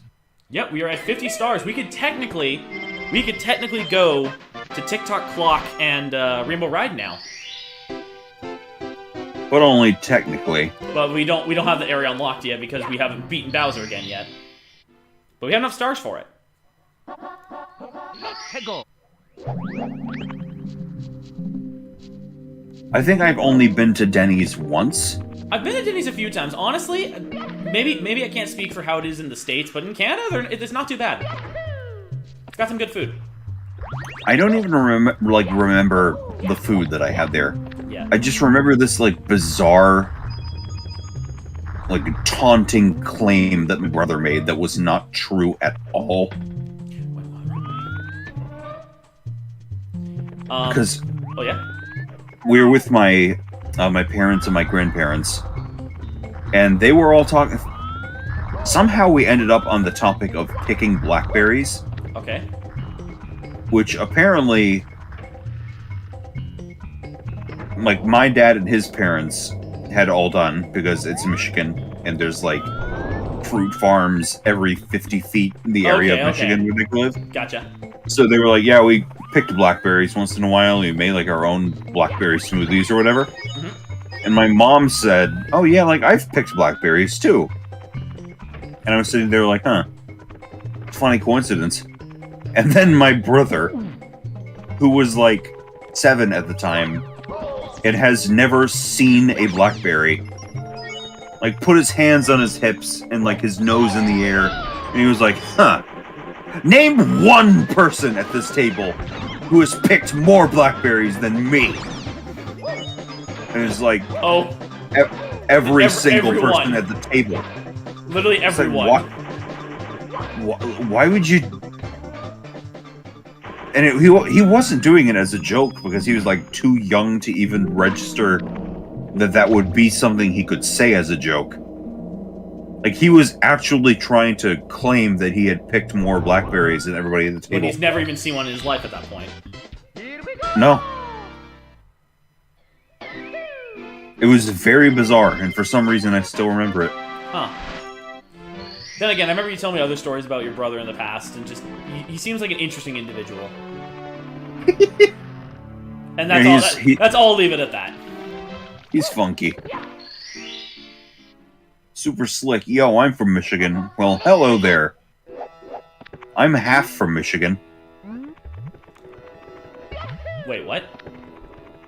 Well, I mean, my dad is from Michigan, which that doesn't make me half from Michigan, but it makes me half Michiganian. Half. The term, actually, for some reason I will never understand, is Michigander. Huh. I have I don't know of any other being from a place terms that are like that. But my sister said you were born right on the border, so you're only half Michigan. I was born right on the border. Also, are you ready for the easiest star in the game? I am. Right. Oh wow, I wonder where the red coins are.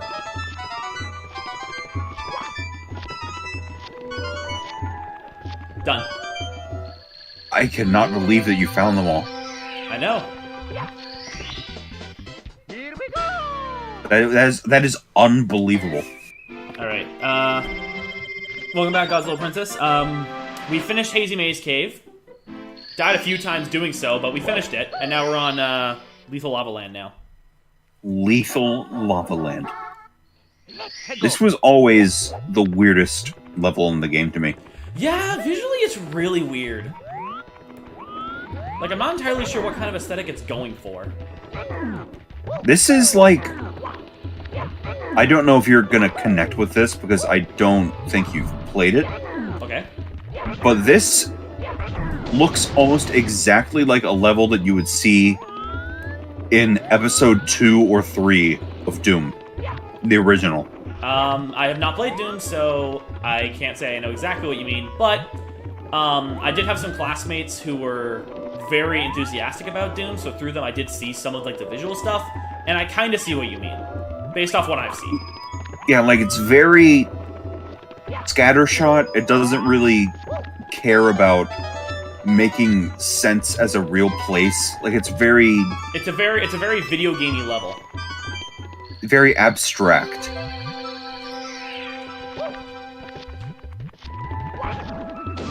That was easy. So remember how you were talking about how the piranha plant and like having to kill them? This is the whole level based around basically it's like, yeah, you gotta destroy every single one of these guys. That's different because they're called bullies. And they're not sleeping. They're not sleeping. They're like actively trying to attack you. Like that guy, that was just on sight. He just instantly decided that you were going to die. So, what's there to feel bad about? You know, you're defending yourself. And also destroying them does give me a star. There you go. Cammy, what are your thoughts of Professor Oak sending a child to take pictures of dead and abused Pokemon? Well, we've been over this before, of course, but Professor Oak is a threat to society in Pokemon Snap. Yep. He must be stopped. He must be, for the good of all. And I think he was, because he's not in the new game. He's not. He's not. They have a new professor. Really? Yeah. Though interesting enough, Is this what new the professor what? Real gamer? What just happened Real there? gamer. You activated your gamer senses and delivered Mario's like nuclear donkey kick move. Sent him flying. What the heck? Undiscovered tech. Yeah, clearly.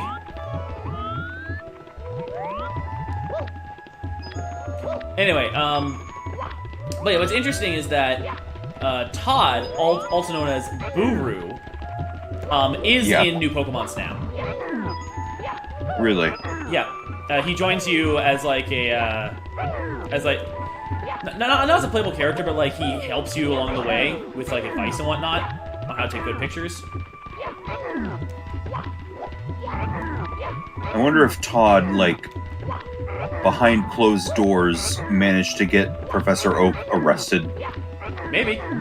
And that's why he's not in the new one? Maybe.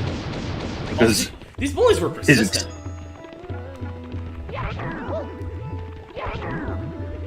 Oh, we got one! Look at Dr. Awe in chat! Wait, what? Oh, someone noticed it!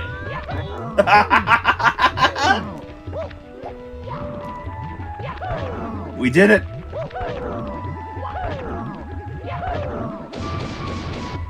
What happens when you sleep with your mouth open? The average person in their sleep swallows 8 scuttlebugs a year. Don't sleep with your mouth open, kids. You might wake up with a scuttlebug in there.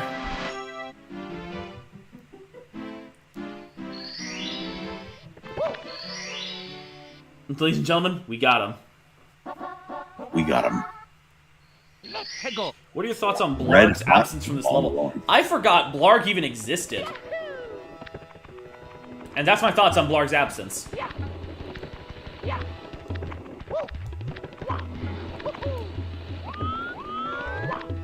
The gaming Trouge, or Truge, or Trog, or Troge, or something. Yeah.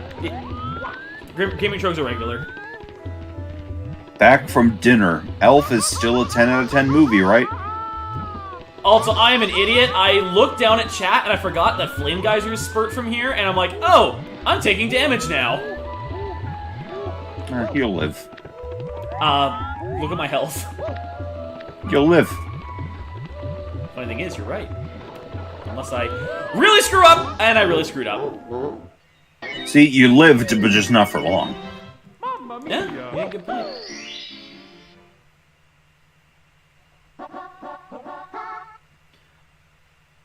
Jess, Blarg are those weird, like, toothy lava monsters from Super Mario World. They're in, like, one level in the game. I honestly remember them more from the Yoshi games. Oh, right! Those other enemies technically are Blargs. Is it Yoshi's Story is like the one that... No, Yoshi's Island has them too. They have a different design, and I think they're probably named differently, but yeah, they're basically the same enemy. I think it's Yoshi's Story is the one that I remember them from the most, though. Oh, Mario, no. how about you don't die? Please. Yeah, come on, Mario. This is not a difficult mission.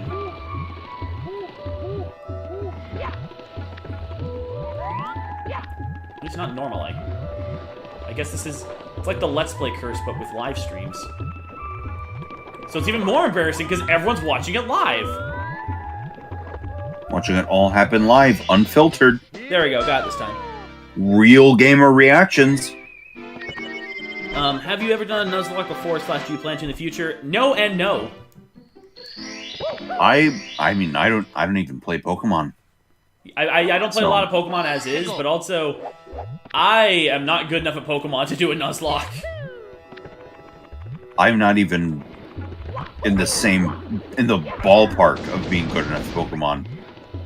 do a Nuzlocke. Like I can't even tell you all the type effectivenesses. Oh no, I can't either. I have to, whenever I face a Pokemon in most games, I have to quickly look them up on Bulbapedia and be like, okay, what type are they weak to? Barring some. Like some I'm like, oh yeah, grass is weak to fire, and like stuff like that. The basics I know. But you can't, I couldn't hope to tell you like what steel is like good against, or yeah, like stuff like that. I'm the same way. I no idea. I have no clue how there are so many people that you can tell them about, like, oh hey, how good is Venonat? And they're like, they'll read off the stats to you by heart. It's like, how do you remember that? You know what's funny? Maybe not to quite that extent, but that's basically my brother-in-law. Well, he knows Pokemon really well. And the amount of times I'm playing through a Pokemon game like, hey, what type is this?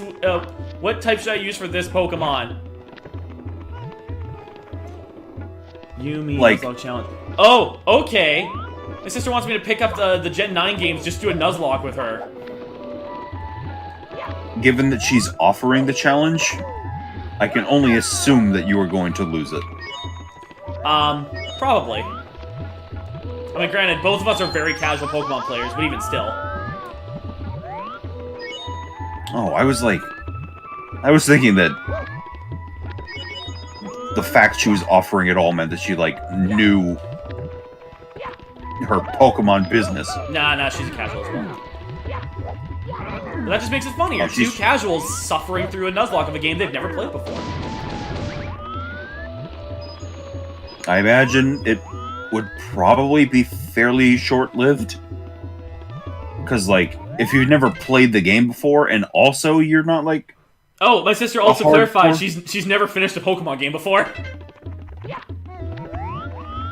Well, that is something that we almost have in common, because I've only finished one. I've only finished, 2 off the top of my memory. Unless you count Pokemon Snap. Yeah. Main series, the only ones I ever finished were Diamond and Y. You know, I can respect that. Which I know those are considered 2 of the weaker Pokemon games. I'm like, I don't care. I enjoyed them. I have been playing through Brilliant Diamond, though. And I am quite enjoying that. Well, there you go. The only one I've ever beaten is Black.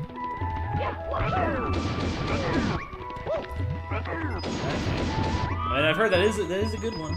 I played some of Black, but I didn't get super far in it because it was my sister's copy. So I did the age-old start a new file, but don't actually make progress because you can't save. Oh, yes. Is that something they've ever fixed? Nope. So we're still living in... You get one save file per Pokemon game land? Every single Pokemon game, you only get one save file. And that has not changed. Why hasn't that changed? I don't know. I mean, technically with the Switch, because you have the multiple profiles on the Switch, you can technically have multiple save files. Yeah, but that's like a technicality. But yeah, that's exactly it. It's just a technicality. That's not like the game, that's the console. Yeah. Has it been confirmed that Gen 9 is still one save file, or... Well, we know nothing about Gen 9 outside of the starters and the general theme of the region. I know nothing about what we know of it, because the general theme is, I believe it was Spain is what the new region's based off of? I saw that, yeah, that's a neat choice. Yeah, I believe that's what it was based off. It might be another country, but if I remember correctly, it's Spain. Spanish architecture is really pretty, so I'm down for that. Feel free to correct me that's in like chat. the most invested I am going to get in Pokemon is like looking at screenshots of it. That sounds about right. That's. I mean, I'm losing my train of thought. I might end up playing it. To be determined. Uh-oh. People have a real thing for the cat, don't they? Well, yeah, because he's a cat. And cats are good. No. Love cats. Oh, watch I've out. stranded myself. Here we go! I've You stranded stranded myself. yourself? No, you haven't. You can just jump to the thing. I've unstranded myself. Congratulations. You are no longer Norman Reedus. stranded. When I said stranded, the thing that came to mind was Death Stranding. Remember that game? I want to play that at some point. Because I've like seen a lot of people have a lot of opinions on it. I've heard But I so don't many mixed things actually- about the game. I don't actually know, like, anything about it. All I know about it is the general gameplay, and that's about it. I don't even know that. I just, like, I just know, like, is it like you deliver or something? It's essentially like an open world, lack of a better term, walking simulator in a way.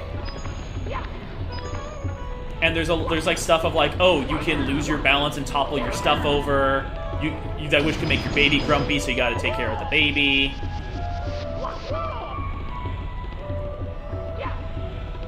It really is a game that I'm interested in. It's just I don't have a way to play it. Also, there is one scene in particular I'm familiar with that I'm like, that was written into the game. What? Well, of course, it's a Kojima game. No, even They for all have Kojima, that. it's like, wait, what? There's a scene where Norman Reedus and this lady are talking with one another, and I don't remember why they got to this comparison, but they're running together, and they're like Mario, and she's like, yeah, like Mario and Princess Beach, because they're on a beach right now, and then they just run off together. I mean, that's like for Kojima, sure. It does feel like a Kojima move, but it's also just like a wait, what? Kojima is as Kojima does. Yeah. Sometimes you just gotta kind of let him do his thing. And Well, the common criticism I've seen from people who don't like Death Stranding is that it feels like a game where Kojima was given complete creative freedom, both in a good way and a bad way. honestly, I find his work fascinating. So Here we go! I am completely on board for anything which he has full creative freedom for. Because I want to see, like, what is inside of his head, you Well, know? that's what Death Stranding is. I'm just, like, he interests me as a creator and as a creative visionary, so... He's definitely a very out there creator for the gaming industry, especially for the AAA scene. Yeah, that's true. You don't tend to see someone like this in the AAA scene. This is usually the type of mind you'd see from like an indie developer. I do still also want to play, like, some of his earlier pre-Metal Gear Solid stuff. Oh yeah, like what's the Like name? Police Knots and Or stuff like that. Snatcher. That's the one I remember. I remember hearing that Yeah, one. Had Snatcher. Yeah, that one had a bit of a cult following, from what I understand.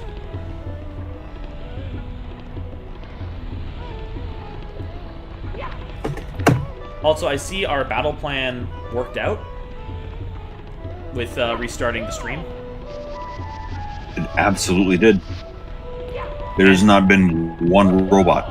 Well, it's because we also did the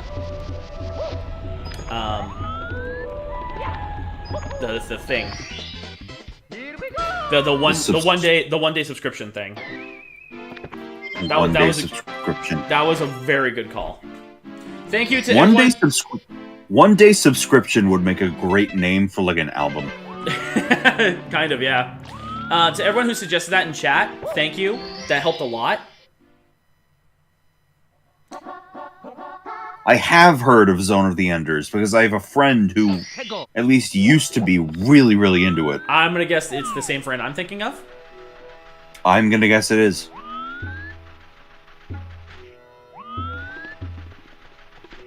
We're talking about Sage Must Die? Yes, we are. Yeah. And as far as I'm aware, I think he is still a Zone of the Enders fan. I honestly still know him as Kira. Yeah. That's fair. I've still not adjusted to calling him Sage. I'm used to calling him Sage, but like then I was like, oh yeah, he used to be known as Kira. I need to talk to him more. I miss him.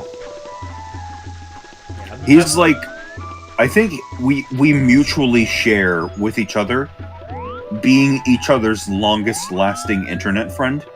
Oh, interesting. And we don't talk to each other that often. It makes me sad. You should fix that. But I've known him. Oh my goodness. It might be 11 years that I've known him. Jeez Louise. Because I remember meeting him. My first memory of talking to him was when I first started playing Team Fortress 2. Okay. And Team Fortress 2 was the first Steam game that I ever played. And you know how Steam has that years of service badge? Uh-huh. That shows like how long you've had Steam? Yep. I started playing Steam games in like June or July of 2011. I see. So I'm coming up on having known, like certifiably known him for 11 years, because the first conversation I remember having with him was talking about how I had started playing Team Fortress 2 and how he very correctly said that it would soon take over my life. And for a bit it did. Oh yeah. I mean, if it didn't have such, like I was talking earlier, a bot issue right now and a lack of new content issue, Oh, yeah, Valve it kinda very just- like Valve's kind of it very abandoned like the game, it didn't it? still would be. You got what now? Valve kind of just abandoned the game, didn't it? More or less, yeah. Like there has not been a big like new content update specifically for the game, and that was specifically for like not like a themed thing like Halloween or Christmas. Hmm. There's not been like a big new Team Fortress 2 content update since 2017. Jeez Louise, that was 5 years ago. Yeah, it's been so long. I miss it. Alright, I'm gonna try to do the 100 coin mission now before I have to deal with the vulture buzzard thing. Rocket Robot on Wheels. Oh my goodness. Oh, that's a title I haven't heard in a while. Same here. That's a game I almost forgot existed. But I've heard good That's things. a game I didn't. That is a game that I didn't know existed until another friend of mine brought it up to me. Which friend? You don't know him. You sure? Positive, like not even Not even debatable. remote amount of overlap in that friend group. Okay. Completely like introduced in a completely different like server setting. Everything like no overlap at all. To be fair, stranger things have happened in that regard, but I'll take your word on it. Yeah, he was like I don't know why I'm like making it out to be a story, because it really isn't. He just like brought it up one day and I hadn't heard of it. Yeah, I found out about it through just game reviewers. The Nitro Rad Ant Dude kind of circle of just reviewing these old school platformers.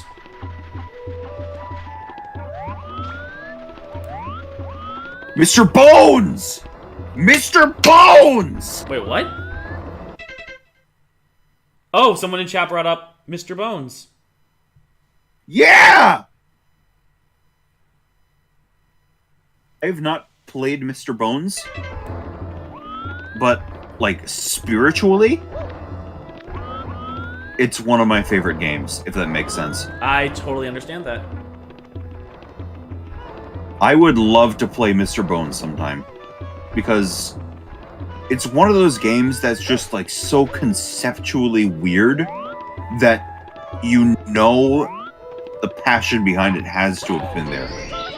See, I more so associate Mr. Bones with like the memes regarding like Roller Coaster Tycoon, Mr. Bones Wild Ride. All right. That's what I associate Mr. Bones with whenever I hear the name. I just think of the Roller Coaster Tycoon meme. Do you know about the game, Mr. Bones? I do know of it. I do know of it. Right. I would love to play that at some point. I don't know that I've ever played a... Ooh! You alive? You good? You living? Yes, I almost died. I don't know why I asked that. I'm watching still, but... Yeah, I almost dove right into the pit, into the quicksand, which would have killed me instantly. It's a good thing you didn't. I thought You Are Dead was from Total Distortion. It is. It's not for Mr. Bones.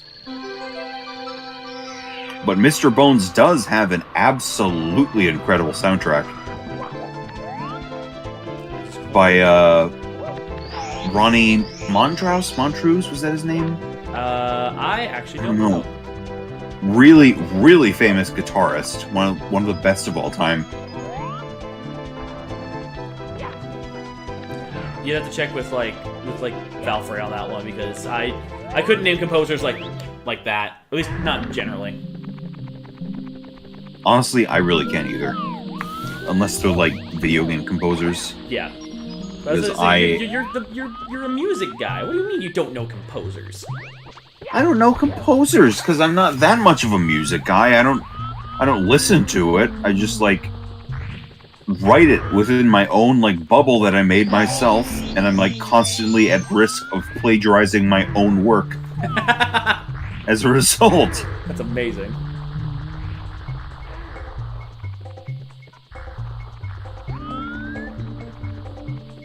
Pam Jam! Pam Jam's back. She's back! Crap. Where are the coins? Where are the coins? Where are the coins? Oh, they're over here.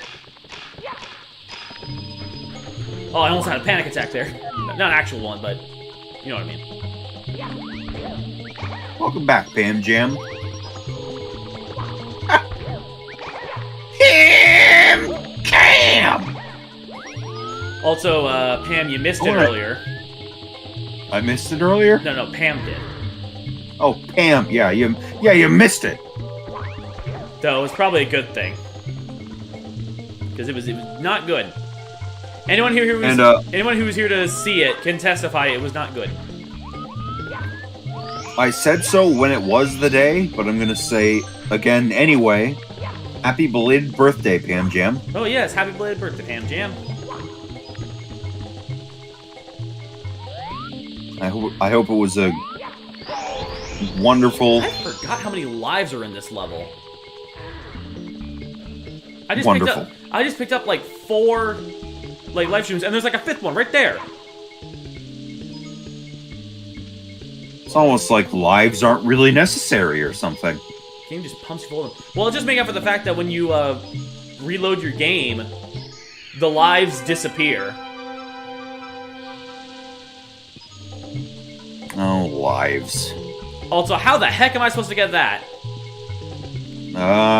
Can you jump on top of the crate? You must be able to, because that's how you get that life.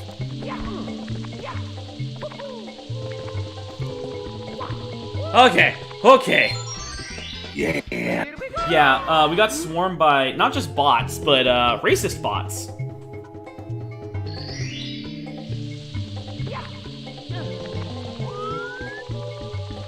I like to think that I did an alright job holding them off. You did. You absolutely did. But it gets to a point of diminishing returns pretty quickly. Well, it was also just really bad because it would appear on the the on-screen chat, on the stream itself. So even if you did get rid of them, they'd still briefly appear there. It's like, I don't want to see that. Still air their trash. Not fun. So yeah, resetting it was a good call. Resetting it and adding the one subscriber stipulation thing. Yeah. Again, whoever suggested that in chat, that was a very good call. I forgot that was a feature, but I'm glad you brought it up. We got some good chatters in here. And I apologize for any new viewers that may have messed with, but sorry. Them's the breaks. That's what happens when you deal with bots. YouTube! It's your fault. I literally almost like flipped out just now. Wow. Because Darth Gamer 06 asked opinions on the Need for Speed series. But I thought he said the Need for Madness series. What? Need for Madness was a Java-powered browser game from 2005. Ah, okay. And I think it might have been the root source of my interest in video game development. Interesting. Because it was the first game I ever played that was, I don't know if it's truly open source, but most of the tools and like, well, I don't even know if that's true, but it's very easy to mod. So I downloaded it and I just kind of like opened up text and changed like the colors of skies and stuff like that. And it was just really fun. And it's like, oh, hey, you can modify this game and like make a slightly different gaming experience. Oh, hey, what if I could make a level in this? Oh, hey, what if I make like a car in this? What if I could make my own level pack? Oh, hey, what if I made a game? And it's like, you know, Yeah. takes off from there. Well, I still... Did I ever tell you what motivated me to eventually get into game development? I don't know that you have. Okay, so for a long while, like during those high school years where school's constantly saying, you need to figure out exactly what you want to do with your life right now! Like those kind of classes. Oh, that's fun, isn't it? Yeah. So for all of those, for a long while, I wanted to get into acting, particularly voice acting. That's what I was pursuing. Right. And then, and this would have been the year, yeah, this would have been 2014 going into 2015. That's the year that, like the year that in the gaming family we all went nuts with getting each other Steam gifts. Really? I don't remember that, honestly. Yeah, a bunch of us at least were just going nuts giving each other Steam gifts. And Austin, if you remember Austin. I do. I haven't talked to him in forever. Yeah, I haven't talked to him in a long while. What am I doing? Ah, that was really stupid. Oh, we did the thing where we focused so much on conversationizing that the video game gets forgotten. Yeah. Hey, Anyway. gamer. Anyway, keep going. So Austin got me Dust and Elysian Tale that year, Ah, which I very quickly... that's a good friend. Which, very quickly, I was like, oh, this game's really good.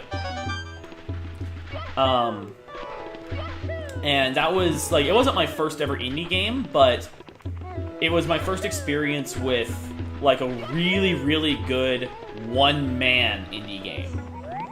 Oh, 1 second. Right, yeah.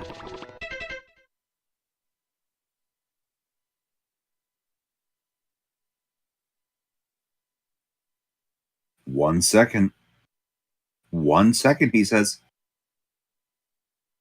Blaz, you do need to finish Metroid Dread. Metroid Dread is fantastic.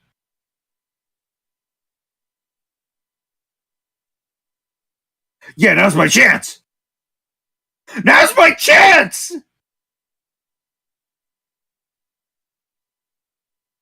Now's my chance to say a bad word on Benjamage's stream. Are you ready? Cellulose. All right, I'm back. Welcome back. Anyway, sorry, I had to answer a phone call. Anyway, so back to the story. So I played Dust. It was my first exposure to a really, really, really good one-man indie game. And it was shortly after that that Rabbit Luigi put out his Best Indie Games video. Ah. And in that moment, I was kind of in that sort of indie craze after playing Dust. And the then world was telling you something. Yeah, and then it was shortly after that because as a kid, it was like I always wanted to be like. As a kid, I was always like, I want to make video games. And it was through that I was reminded of that old dream. And I was like, you know what? I actually do. And here we are. Though what's really Got that funny... new, I mean, it's already out, but like the Disney game that you worked on. Yeah, well, it actually doesn't come out until next month. Oh, I thought it was out. No, it's in beta right now. It's in open beta, but its full release is next month.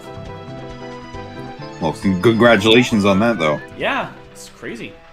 But anyway, what was really funny about that, though, about that turn of events, was in school. So I had a class, which was all about, like, preparing for your future. Yeah. And for that class, all my assignments, I had been doing stuff about... I'm blanking on what I'm saying right now. Doing stuff for, pursuing acting. And so I then told my teacher, oh, no, actually, I'm actually going to start pursuing something else. And my teacher gives, like, this almost, like, a response that almost feels like relief. Like, oh, thank goodness you're going for something different. Really? And then I say, I want to pursue game development, and the smile on her face just vanished instantly. Oh. And she basically gave me this energy of, are you sure? And it's like, you can so tell she did not approve of that decision, but I was like, that's what I want to do. Well, hey. The only person who gets to say, I want to do this, is me. Is you. Okay. Up. So I'm probably gonna wrap up soon, because I just realized what time it is. Oh, it's like 49 o'clock? Not quite. It is 6:11. So I've been streaming across both screens for about 4 hours now. Wow. And we made a lot of progress. Oh my goodness, I just looked at my star count and just realized we're halfway through the game. Whoa, we're halfway there. Whoa! Living on a prayer. I wasn't sure if you could say living on a prayer or Squidward on a chair. Squidward on a chair. Can't say I've ever heard that before, but I like that. It is a meme version. Also, I'm in a cage. Who put Mario in prison? Funny, that's the plot of Mario Sunshine. That is, isn't it? It is. Bowser Jr. put Mario in prison. And now they really didn't have. one of the They really didn't. bosses. They didn't have to give that game such a plot, But they did. but they did. They gave Mario Sunshine like a 10-minute intro sequence. And then another scene later with a plot twist of Shadow Mario was Bowser Jr. all along. What a weird game. Also, speaking of weird game, this is the weirdest boss in the game. Oh yeah, this guy. Who walk here? This guy's like this guy's a Zelda boss, just straight up.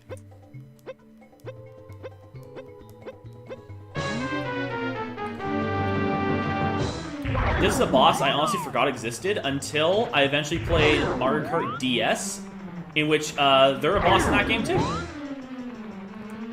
That's true. That game has like the mission mode or whatever Yeah, it it was. has actual boss fights.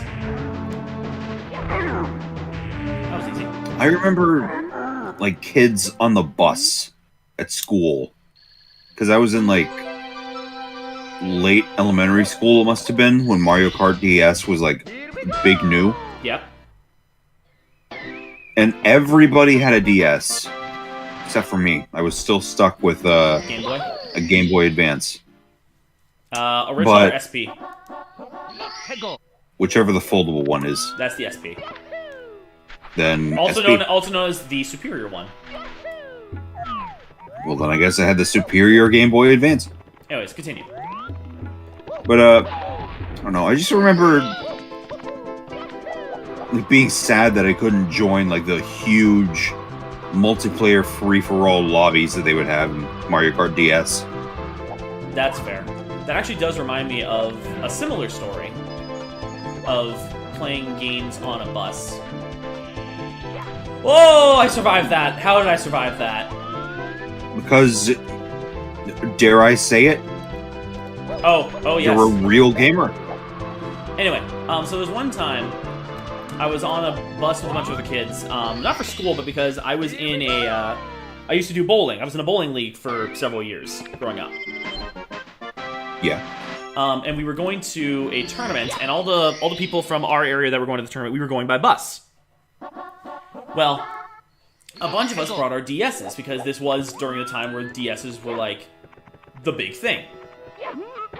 Oh, they were the pancakes and butter. Yeah, like, they were huge at the time.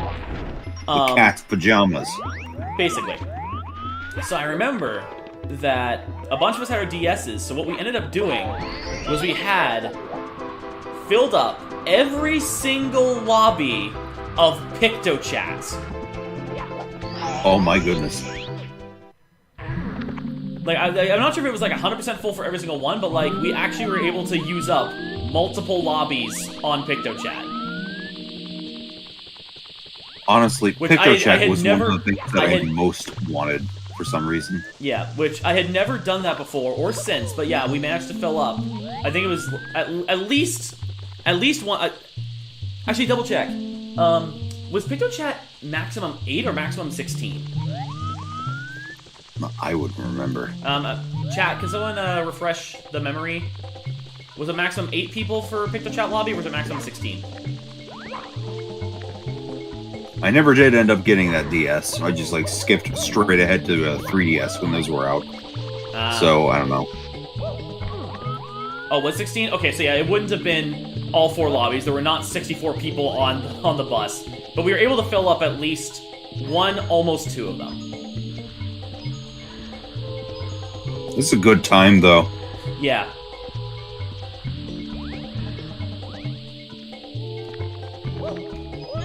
I also remember, oh, whoops. I goofed up. You got squashed. I got scorched. Now, I do remember with, another thing with the DS was Mario Kart DS, they had the DS download play, so, like, if you didn't own the game, you could still play multiplayer. Yeah. But the only thing is that if you had the cartridge, you could choose your character. If you didn't, you were stuck with one character and one character only. Shy Guy. Shy Guy. And I remember that because I managed to ask... I, like, managed to borrow somebody's DS. I think I might have been my cousin's. Like, right before a big field trip. So that on the bus, I could play Mario Kart DS with people.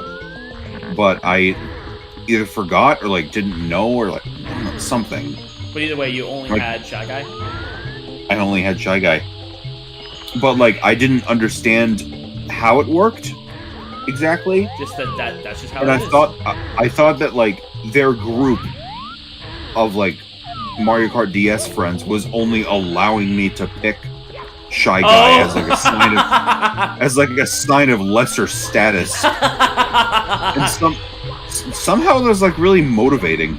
You know, like I wanted to prove I was worthy. You wanted to prove yourself worthy. That's really funny, to be honest. I wanted to be worthy of Waluigi and his weird like gold crane that he had in that game. Come on, escape. I can escape, but now I have to climb all the way back up. That's the part I'm saying no about. Super Slick says, I want Rob to be playable again in Mario Kart. Oh yeah, he was playable in DS. I forgot about that. I see your Rob request, and I raise you King K. Rool in Mario Kart. We have never gotten King K. Rool in Mario Kart. That is weird. We have never, and it's an absolute sin. What I want? Speaking of DK characters, I want Funky Kong back. Are you kidding me? Of course. He was actually objectively the best character in Mario Kart Wii. Mario Kart Wii, yes. Yeah, like, you can't argue with that. Funky Kong and, like...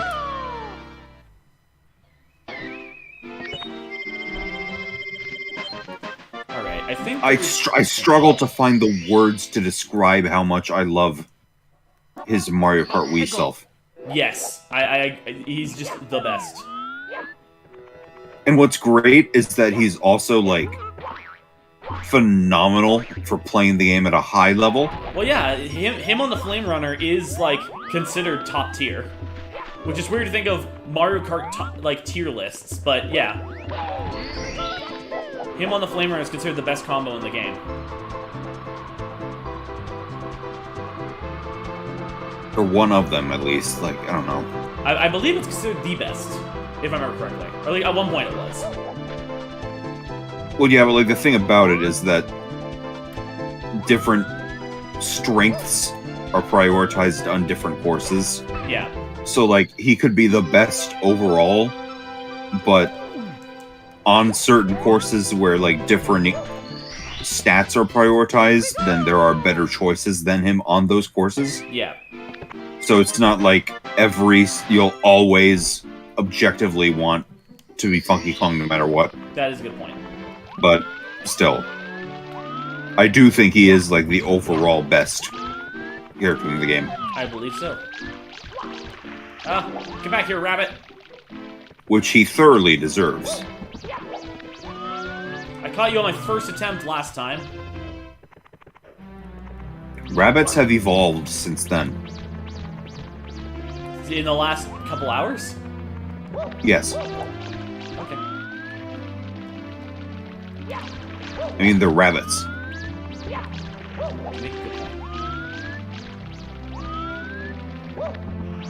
But yeah, King K. Rool in Mario Kart win. Question. Smash Brothers has more than proved that the whole world will blow up at the sight of him. Yep. So, I say, bring him in. In like 30 years when we get another Mario Kart finally.